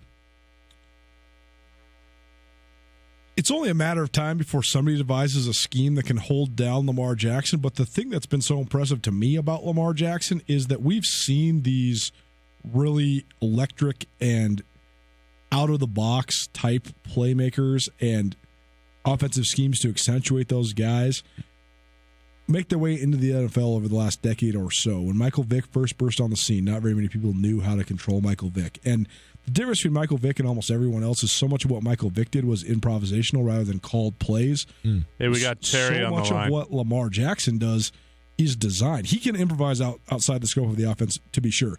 But they run true quarterback power and true quarterback counter and true zone read with Lamar Jackson. Yeah. The thing that's so impressive about Lamar Jackson is he is that good of an athlete. He is. His athleticism is outside being able to scheme for it, because sometimes you might have the perfect scheme, the perfect play called to stop him in the zone read game, and his little tiptoe magician thing where he goes through the hole and then he's accelerating all of a sudden and he runs a 4.3. It's insane. I was listening to Troy Aikman. I thought he did a great job calling a Baltimore game where he was talking about, look, people go, well, why don't you just spy him? He goes, well, a spy is no good if the guy spying just can't catch him. Like, I mean, it doesn't. What's the point? All of a sudden, you're just down one in maybe the pass pro type of game, or in pass coverage. We got a caller on the line type of game. So, I mean, that's the sort of situation in which you go, okay, well, you say you got to take away the thing he's best at, but this is an instance in which a lot of teams literally cannot do it. There just isn't an answer for what he brings. 329-1899 if you'd like to get in. We go to the phones and we welcome in our good friend NASCAR Terry. I know he's pumped up about this football game. Tennessee Titans fan here, Terry. Your team's an underdog but playing with house money, Terry. What are you thinking about this? What do you want to know? You know what? It's been a long time that guys even wanted to admit to anybody other than his close family and friends that he's a Tennessee Titans fan. I just, everybody always talks about it every year when it comes down to this time of year. What wins football games in the playoffs? You talk about run game, a strong running game that can withstand any kind of weather, including wet and rainy, cold at Baltimore.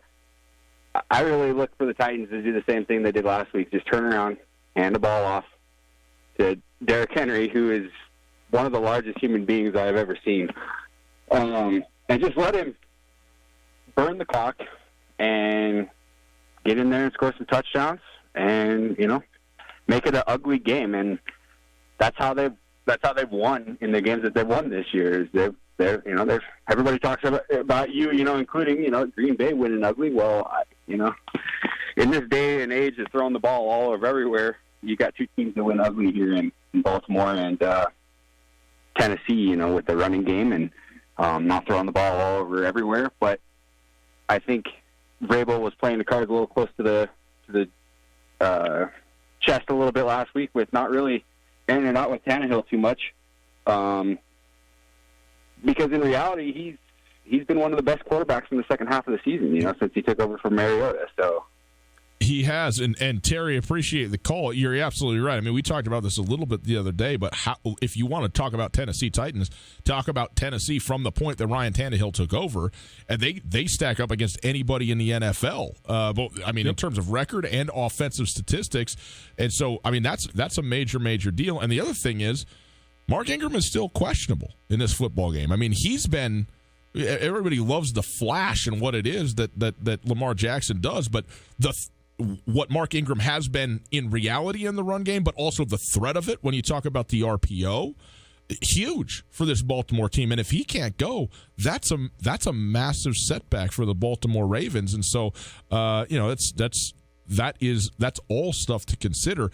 There is a level, isn't it interesting, Coulter, where there's a point at which you just go, am I really a believer? Do I believe the Tennessee Titans, are a AFC championship football team? Like, do I really think that here and now? And I don't.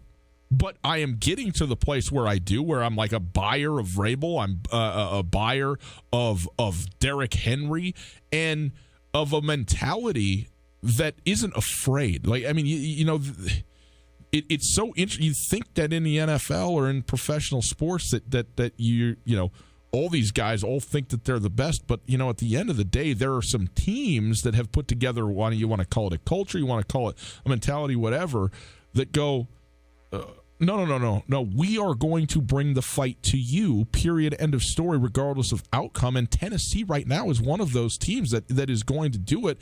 And if there's a team that's going to go into Baltimore and lay it all out there, it will be the Tennessee Titans, it seems to me. I think it's going to be a great matchup.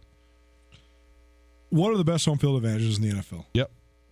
I'm saying, what are they? Oh, what are they? Because for whatever reason, I think that everybody when asks that question, they think of Seattle, they think of Green Bay, they think of Kansas City, they think of Denver, they think of New England. But Baltimore is right there, right? They think of Baltimore's right there. Yes. And for Tucker Sargent for is on the whatever reason, line. they don't get the same top of mind awareness when it comes to that. But I mean, we asked Tyrone Holmes on the ESPN Roundtable yesterday, what was your welcome to the NFL moment? He said, when I ran out on the field on Baltimore, the fans are going crazy. Yeah. There's a lot of pride in Baltimore. And there has been a winning tradition there. I mean, they know how to win. They have a good culture. And they've won 12 in a row. And they haven't lost since week 4. And they're rolling right now. So we'll see how it all plays out. But I still think even though the Titans do have some things that cater to success in the playoffs, that the Ravens are still the definitive favorites in that game. I'm amazed that we have this phone call, and I admire it for a number of reasons. We'll go now to our dear friend and New England Patriots fan, Tucker Sargent. Tucker, hello. How are you? I know you're not well. What's going on? Actually, Ryan, I'm totally fine. You're bouncing back from this? Lies. No, not at all. I think, as far as the Patriots losing, that's a bummer. But also, I didn't really feel like this team was going to go all the way. So now it's done. It's like pulling the Band-Aid off, and I can kind of sit back and just sort of I don't really care. Just make some nachos and just watch? Yeah. Let everyone else worry about their Seahawks and their Packers and, what's going on. Doesn't bother me anymore. But I will say I'm totally rooting for Tennessee now. It was 100%. I'm jumping on. I'm finishing out the season on the Tennessee bandwagon. It might only be a game, but no, dude. What Derrick Henry did was just awesome. Now, let me ask you this, Tucker. Do you feel like you are representative of the rest of Patriots Nation, or do you think New England Patriots fans are salty and rooting against Tennessee by and large? What do you think it is? No, I think people are pretty okay with it. I mean, Mike Vrabel is a pretty hallowed Patriot himself, so if you historically care about the Patriots, then that's kind of cool to see them have success or him have success in his role. So I think, and I think a lot of people felt like, this Pats team wasn't good because their offense has been so dismal, particularly in the second half of the season, that, it's a bummer that when you have a defense that elite that you can't compliment it at all to get them down the field, but it is what it is. Next year, who knows what's going to happen with Brady. It's been 20 great years if he comes back and they give him some offense. Okay, let's keep going because, I don't think they're going to get a stud quarterback right away this year, in the draft that you're going to be pumped about. So they already traded 2 of them. Yeah, they traded Brissett and Garoppolo. Yeah, so I think we're at a point where it's just kind of like we've had a good moment. Next year could be good again if they, if Brady comes back and they give him some help. I think it could certainly be good again, and it's not that big of a deal. But it's definitely looking towards transition, and since they're out, go Titans, man. Derrick Henry is on another level. What you guys are talking about, Lamar Jackson's athleticism, which it is pretty cool, but Lamar Jackson isn't getting 6 more yards after every single person that touches him. That is a fact. I mean, that is a fact. He's 5 yards long, laying down. Yeah, he was impressive against New England. He's been impressive all year. That's why he's the rushing leader. Tucker, appreciate it, man. Anyway, that's where I'm at, Ryan. I wanted to let you know, and I think Baltimore hasn't played in it feels like a month now. Does that cool off affect them? Well, we'll find out soon enough. This weekend coming up around the corner. Tucker, enjoy the Tennessee game against Baltimore and the rest of the games that you can just relax. Yeah, when is that? When are those games? The We're going to Tennessee Ravens game tomorrow. is Saturday night, 6:00 Mountain Standard Time. So you can check that out. And, if you're on the East Coast, 8:15 kickoff on Well, I'll be CBS in Philly. television. Maybe I'll drive down to the game. Okay. Hey, there you go. You're right there. You're in the neighborhood. Might as well go take it in. All right. Be our correspondent. Tucker, appreciate the call, my man, always. All right. See you later. Tucker Sargent, boys and girls.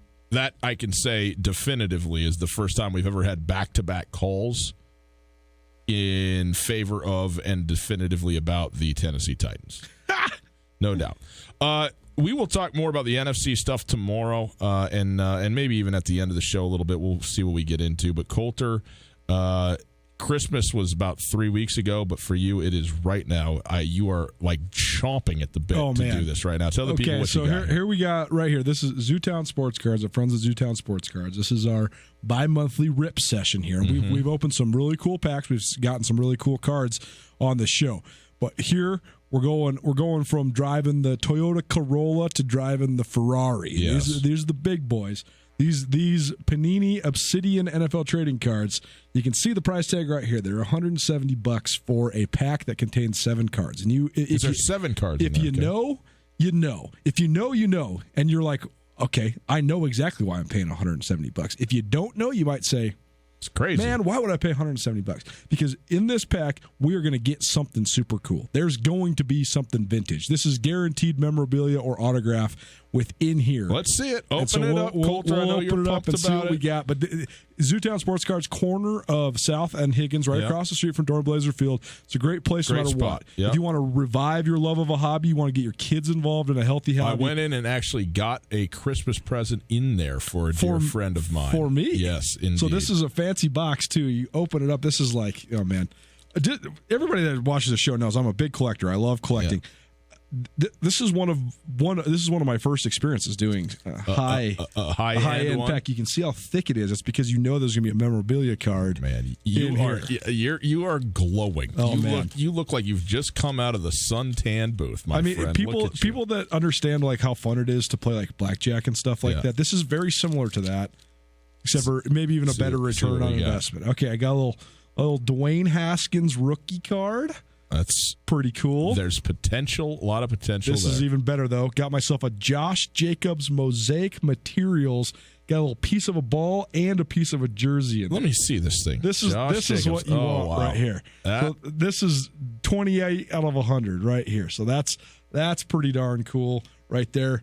Got us a Paris Campbell rookie eruption with a little jersey in there. The rookie card's the way to go. Wow, how about that? Back-to-back Paris Campbells, but this one, a Paris Campbell autograph. We got ourselves Darrell Henderson autograph and jersey here. Darrell Henderson rolling for the he's probably the best. Got ourselves a Deontay Thompson rookie card here. Look at these. I've never seen something like this. And we got ourselves off at the top. Tunnel Vision Carson Wentz. So Carson, This is cool stuff. If you really want the rush of collecting and you're looking for something more than just, I mean, this is a hobby, but also can be an investment. I mean, these cards are worth a lot of money, and you can certainly trade with the guys down there at Zootown Sports Cards. Yeah. You can say you really into my guy I've been on lately, Luka Doncic. I've been. When I get some cards, I go and I wheel and deal, and we make some deals and get some Doncic cards. But they got throwback cards, they got old school cards in there as well. Something fun too. If you're a collector, you have some stuff that you want to go check out or get appraised or show off. This Saturday from 4 until close, they have a trade show going on, so you can go meet other collectors, trade some cards. Maybe I want to trade my James Harden cards to some James Harden fan, and I want to get me some Steph Curry cards. There'll be some trading going on down there, too, so go check them out. It's a great place, really fun shop, corner of Higgins and South, Zootown Sports Cards. Our Coach's Corner coming up after this. We'll hear a little bit from Travis DeCure again, Montana, Eastern Washington, coming up in 90 minutes from now. Next. No matter how far you may go, there's always one just down the road. Town Pump, pump it up. Your local Town Pump has a huge selection of beer, all your favorites. Right now, Modelo 12-pack cans are only $11.99, and Corona 12-packs only $14.99. Easy, convenient, and right down the road. Town Pump. Town Pump, right down the road. Pump it up, oh yeah. In Western Montana, we know shopping local matters, and you may think you'd pay more for the quality and customer service that comes with it, but not at Selway Armory. Selway Armory is locally owned with knowledgeable specialists that can answer your questions. In addition to the expertise, though, Selway Armory also has a bigger selection and lower prices than the box stores. When you're in the market for firearms and accessories, save money with the experts at Selway Armory. Selway Armory, 2825 Stockyard Road, Unit E6, and online at selwayarmory.com. Have you been in an accident and have no idea what to do? I'm here with Catherine from the Advocates Injury Attorneys. Unfortunately, people are injured in accidents every day, and dealing with the insurance company can add even more pain to an already bad situation. That is where hiring the advocates can help. Let us guide you through the process and take on the hassles for you so you can just focus on getting better. If you've been injured in an accident, give the Advocates a call, 406-640-4444, or online at montanaadvocates.com. The Advocates are on your side. Sometimes it's stressful juggling all your responsibilities on the weekends. You know you need to do your chores, you know you want to spend time with your family, but really, you just want to watch football all day. Paradise Falls is the perfect option for a family-friendly place to hang out and still have a chance to catch all the games. Open 7 a.m. till midnight and offering breakfast, lunch, and dinner. Paradise Falls has 30 big screen TVs, ESPN3 capabilities, and much, much more. Swing on by Paradise Falls on Brook Street anytime you're in the mood for some food or some football. Paradise Falls, 3621 Brook Street, Missoula's coolest hotspot. Everybody knows that high school sports generate suspense, excitement, and drama. They also generate higher grade point averages, stronger work habits, and greater self-esteem. Everybody knows that high school sports give us more value for our entertainment dollar. They also give us leaders committed to strengthening communities right here in Montana. The true value of playing sports in school can't be measured in wins and losses or dollars and cents. Studies show that participation in sports, along with other extracurricular activities, is one of the best ways to teach leadership, cooperation, accountability, and other invaluable life skills. Don't just stand on the sidelines. Encourage the young people you know to get in the game. When you do, you'll be helping them get ahead in life. High school sports, a winning part of a complete education. This message presented by the Montana High School Association and the Montana Interscholastic Athletic Administrators Association. ESPN Missoula Sports Center. Former Billings West standout Jesse Owens is switching sports and switching schools. Good evening, Ryan Tutel, Coach Nuanez. Here's some sports news for you. Jesse Owens is leaving the University of Montana football team and will walk on at Montana State to play basketball. His senior year at Billings West, Owens had over 1,200 yards receiving and 12 touchdowns. He was an all-state selection, both sides of the ball, wide receiver and cornerback, leading him to the gridiron with the Grizzlies. However, Owens also averaged 17 points per game and 5.4 assists on the hardwood, making him an all-state basketball selection as well. He had a change of heart about which sport he wanted to play, and MSU head coach Danny Sprinkle was giving Owens the opportunity to walk on. Owens will not be eligible to play for Montana State for a full calendar year. Big Sky Conference basketball resumes tonight. The Montana men, who sit atop the league standings at 3-1, travel to Cheney to face 2-1 Eastern Washington. This game, a rematch of the last two Big Sky Conference tournament title games, will be a clash of contrasting styles. Montana is allowing 68 points per game defensively, while Eastern Washington, third in the nation in scoring at 86 per contest, and Eags undefeated at home. Opening tip from Reese Court, 7 p.m. tonight, SWX Montana TV. The Lady Grizz are also hosting this evening against Eastern Washington. Montana is 3-1 in the Big Sky Conference, while EWU is 1-2, and they are 2-10 overall, the Lady Eagles. That game tips off at 7 o'clock from Dahlberg Arena. Montana State women hosting Idaho. The Montana State men on the road in Moscow.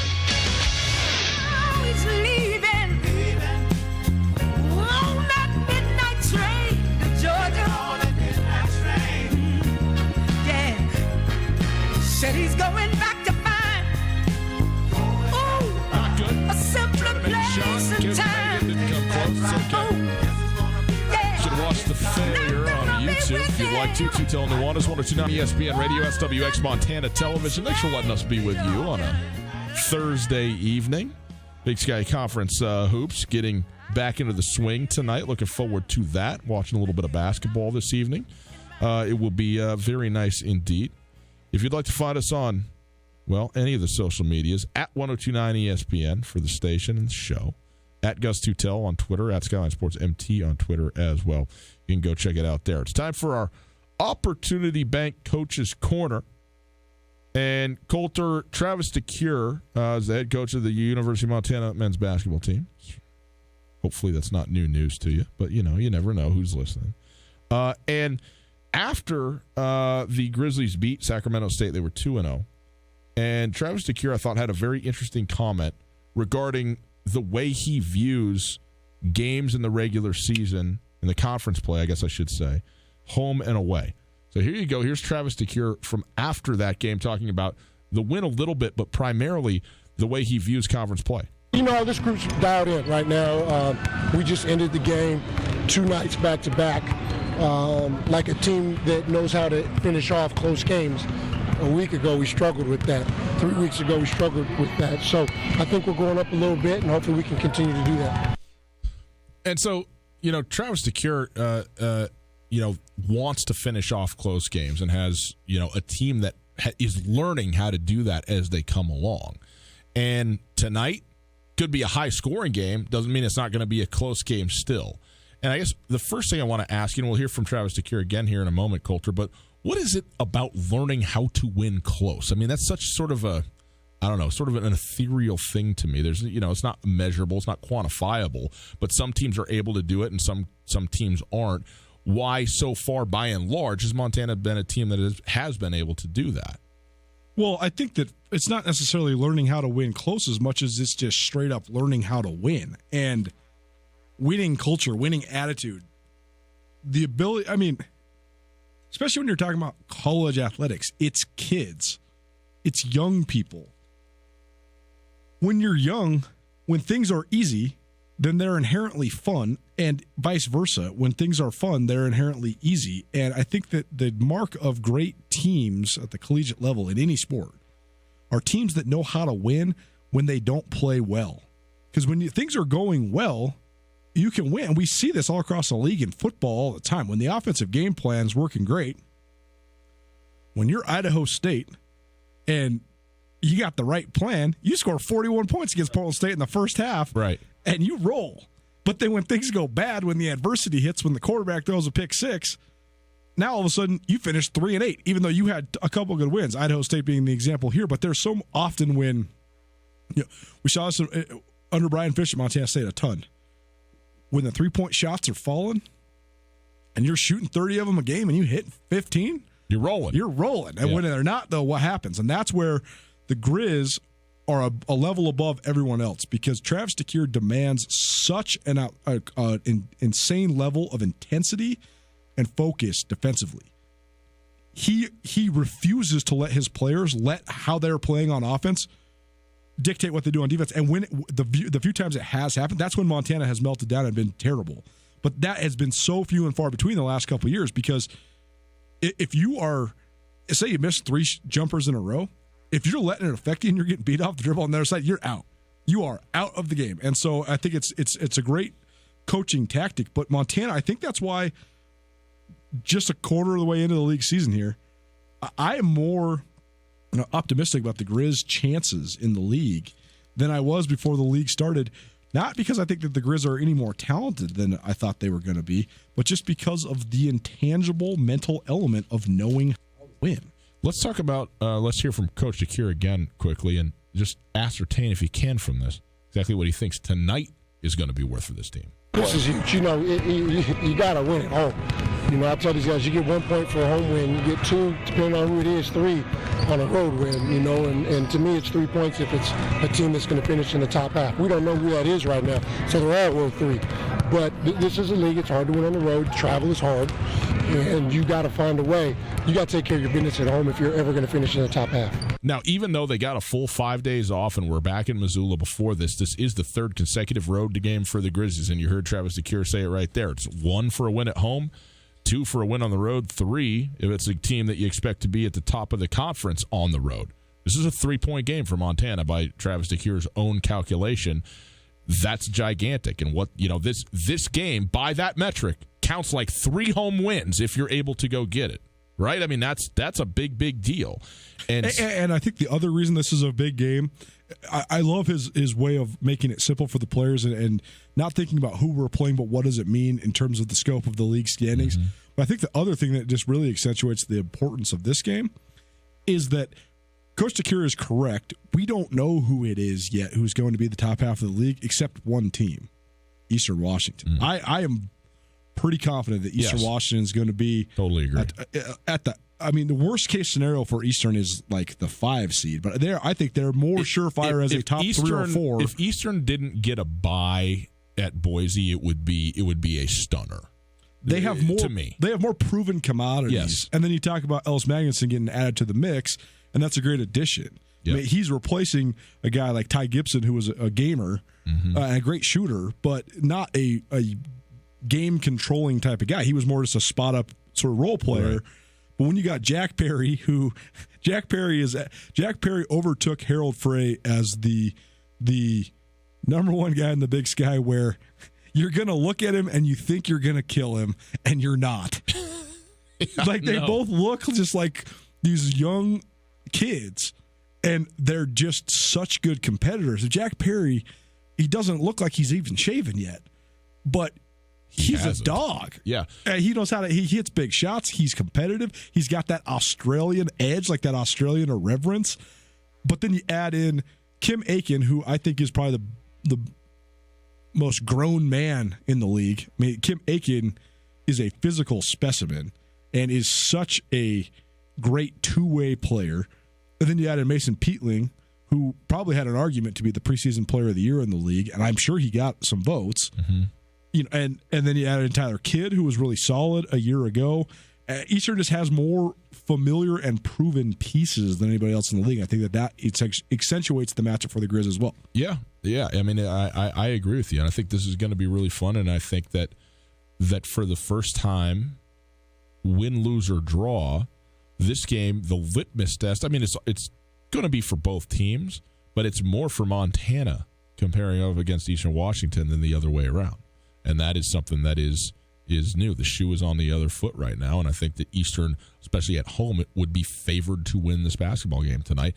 But again, when you have what have been the 2 best teams in the conference for the last handful of years, it's going to be a great game, and I can't wait for it. It's going to tip off again, 7 o'clock right here, SWX Montana Television coming up, 7 p.m. tip-off. So make sure you stick around and check that game out if you're watching us on the television side of things. We'll take a break, get back into a couple things, wrap up the show on a Thursday afternoon. Hey, the Polaris New Year's sales event is on, and it's on right now. It's time to find your perfect ride at Kurtz Polaris, with financing as low as 3.99% APR for 36 months and savings of up to $3,500. Kurtz Polaris at 2904 West Broadway in Missoula and on Highway 83 in Sealy. The mountains are full of snow, and Kurtz has all the best machines, apparel, and accessories to take full advantage of the season. Online at KurtzPolaris.com. It's the most fun you can have in snow. Kurtz Polaris. Winter awaits. Hi there. It's Les Schwab Tires. Well, more like Les Schwab alignment and brakes and shocks and wheels and tires. Now, some tire places don't offer all that. They only sell tires. And we're not sure how they sleep at night, because all those services affect things like steering and stopping. That's why we offer more than tires to help keep you safe. Stop by or book an appointment at leschwab.com. Les Schwab Tires, doing the right thing since 1952. On Russell, across from the fairgrounds. Hey there, Colter Nuanez from your favorite daily sports talk show, Two Tell Nuanez. I'm here with Tom from Aspen Sound. Tom, last winter I got a sweet car starter. It's something I think everybody needs. You know, Colter, I couldn't agree more, and my wife sure thinks so too. We've got a lot of sweet deals. We actually have it capable now where you can start it from your phone from anywhere you'd like. We have two-way remotes that'll confirm to you the vehicle started all the way down to our basic package starting at just $299 installed. Come on in and check us out. Feel the music at Aspen Sound.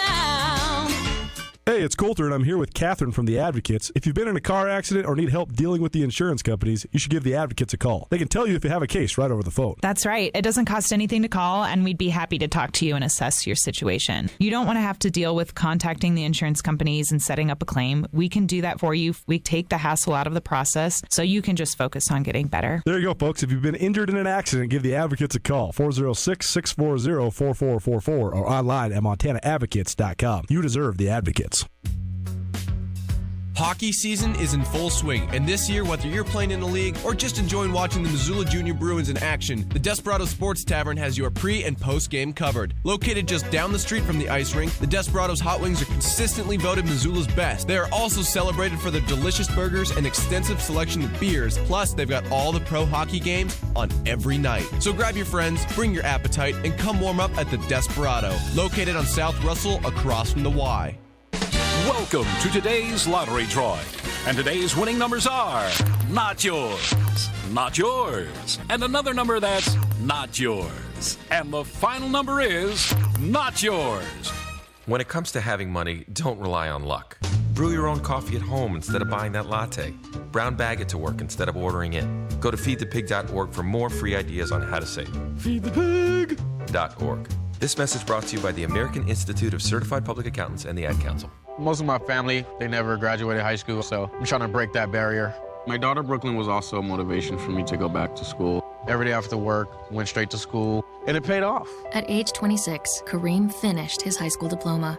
I could not have done it alone. I see the future is really bright for me. No one gets a diploma alone. If you're thinking of finishing your high school diploma, you have help. Find free adult education classes near you at finishyourdiploma.org. Brought to you by the Dollar General Literacy Foundation and the Ad Council. Tutel and Nuanez on 102.9 ESPN Radio for Missoula.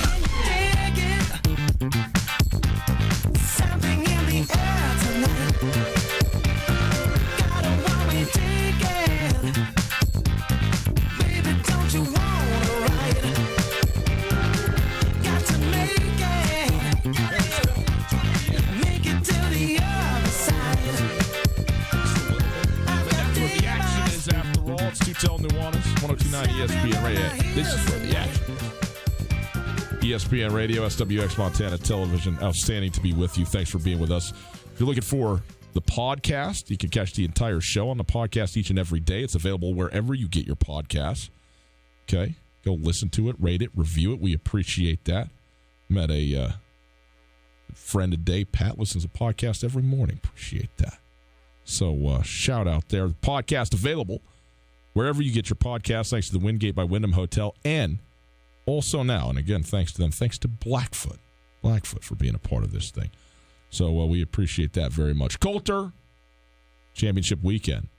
Now, you told me, here's what I want. I want a little picture of your world, okay? You're a very private person. Okay, so now I'm going to extort some information out of you. This is funny. Now, you said this on the show, so this is nothing that isn't out there, okay? I'm bracing myself right now. This ain't even bad. This ain't even bad. This is a 1 out of 10 right here. But you are the consummate professional as a sports journalist. You root for the story. Fans, I can say this because for a long time I didn't understand it. Fans got no idea what it means really to root for the story. Like, they don't understand the concept of not having a rooting interest. Heck, I got a rooting interest in games that I don't care about. My daughter comes to me every game, no idea who's playing. It's the whatever.com bowl. She goes, which color do we want? I go, I don't know. She says, which team's closest? And I'm like, well, I don't know. I guess West Virginia is slightly closer than Florida Atlantic. Go Mountaineers! And she's screaming at the top of her lungs for 3 hours, okay? So this is what I live with, and I imagine that's because that's who I am. That ain't you. It's all about whoever covers the spread. You just sit here and you go, just let me see some good football, and if there's something that hooks me in from a storyline standpoint, then I'm into it. That all changed for you. Didn't all change for you, but you had a reversion to fandom last weekend with the Minnesota Vikings and Kirk Cousins finally making a play in a clutch moment to beat a great team on the road when it mattered. Back-to-back plays, in fact. And your Minnesota Vikings are into the divisional round against the San Francisco 49ers. And now, you just laid this out for me in the break, you have an unmolested Saturday of which you have no time that is being asked of you and in any other way to sit down, open up the barbecue, maybe order a pizza, do whatever you got to do, sit down there and lock and load with your Skol, let's go Vikings at the house. What is this going to be like for you? Are you going to do this? Are you going to wear a jersey, Coulter, never on in Saturday? My life. No chance. Will you wear a shirt or a hat? Like just a team thing? I don't own one. Will you find I know that you have that Prince replica suit, the purple regalia. Will you bring out something like that with the top hat and the cane? That's actually more likely than any of the other things. I would wear a Prince purple rain suit much sooner than I would wear a jersey. You wouldn't be wrong to do so. I thought that the Saints were the most complete team in the NFC and perhaps the most complete team in the NFL. Yes, I agree. I thought the Vikings, with Dalvin Cook coming off an injury, Alexander Madison coming off an injury, Xavier Rhodes not playing up to his all-pro level at cornerback, and Kirk Cousins as the leader or whatever you want to call him of the squad. You like that? I just thought they had no chance. And so then I was just so surprised. I think that's what ignited my fandom and cheering. Because it's just going to happen. I actually like the Saints, too. Me too. I think the Saints are fun to watch. I like everything that they're about. Drew Brees is one of my favorite players of all time. I've loved Drew Brees ever since I saw him back in 1998 when I was like 10 years old, just absolutely destroy LeVar Arrington in Penn State. I was like, well, that guy's going to be something special, and he has turned out to be. But here's the thing, man. I'm in a win-win situation on Saturday because I think the 49ers are one of the two best stories in the entire league. I think that the 49ers are absolutely, in terms of just the way that they play, what their roster is constructed like, they're my second favorite team in the NFL. Now, let me ask you this. So, if the Vikings were to win, I would be thrilled. But also, if they were to lose, the better team would have won. You watch the Vikings, you pay attention, you know what's going on in Minnesota, okay? You had them as a 0% chance of winning in New Orleans, and they won. Yeah. You are picking San Francisco to win this weekend, which you should. But what chance does Minnesota have of winning this football game? The spread's 7, right? Yep. I would pick the Vikings to cover the spread. Okay. So you give them a 30%? I think the Vikings have a 1 out of 3 chance of winning this game. I like it. I like that. This is the Niners. Follow me here, because the Niners are better. Or excuse me, I don't know. Actually, where I feel about this, the Niners are a better matchup for the Vikings, even if they're not necessarily than New Orleans. New Orleans. I agree completely because Minnesota, Xavier Rhodes has taken a step back.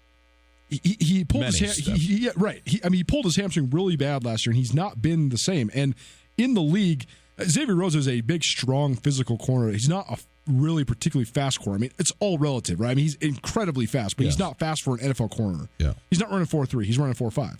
So when he pulls his hamstring, now he's running 4.6. And if you run 4.6 and you guard Michael Thomas, you're done. You're toast. You're getting killed.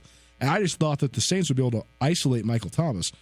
But you could tell that there was some. First of all, I didn't expect the Saints to have absolutely no answer for Danielle Hunter and Everson Griffin, and I didn't expect them Danielle Hunter, and I did not expect the Vikings to be able to guard Michael Thomas and hold Alvin Kamara in check simultaneously. Which they did. They did. Yes, they did. And they also dictated the tempo of the game. They set the physical tone, and then they ran the ball. They played their style of game the whole time. They did. This is going to be interesting, though, because these teams like to play a little bit similar styles.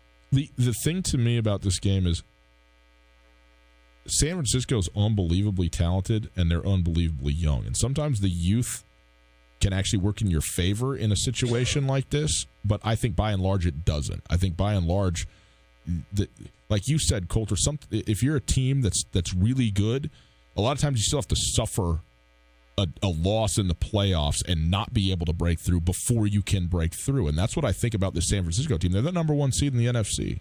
They certainly have Super Bowl aspirations and should, and have the talent to be that team.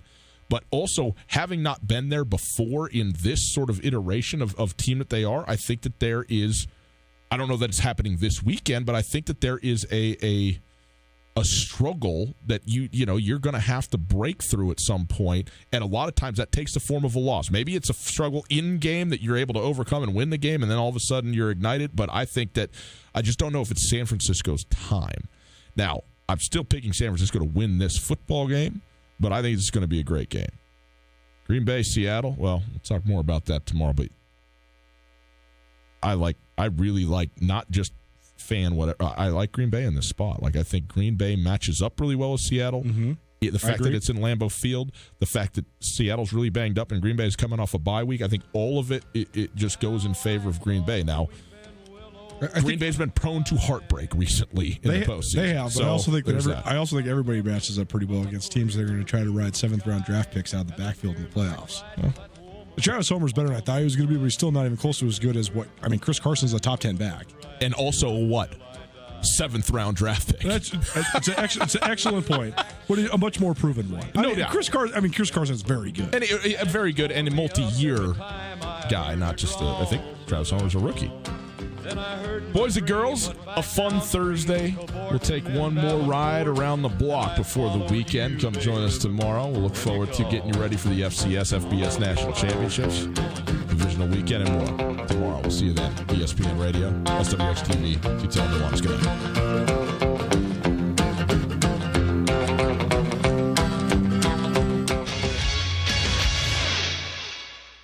Now, the Montana Club's happy hour features BOGO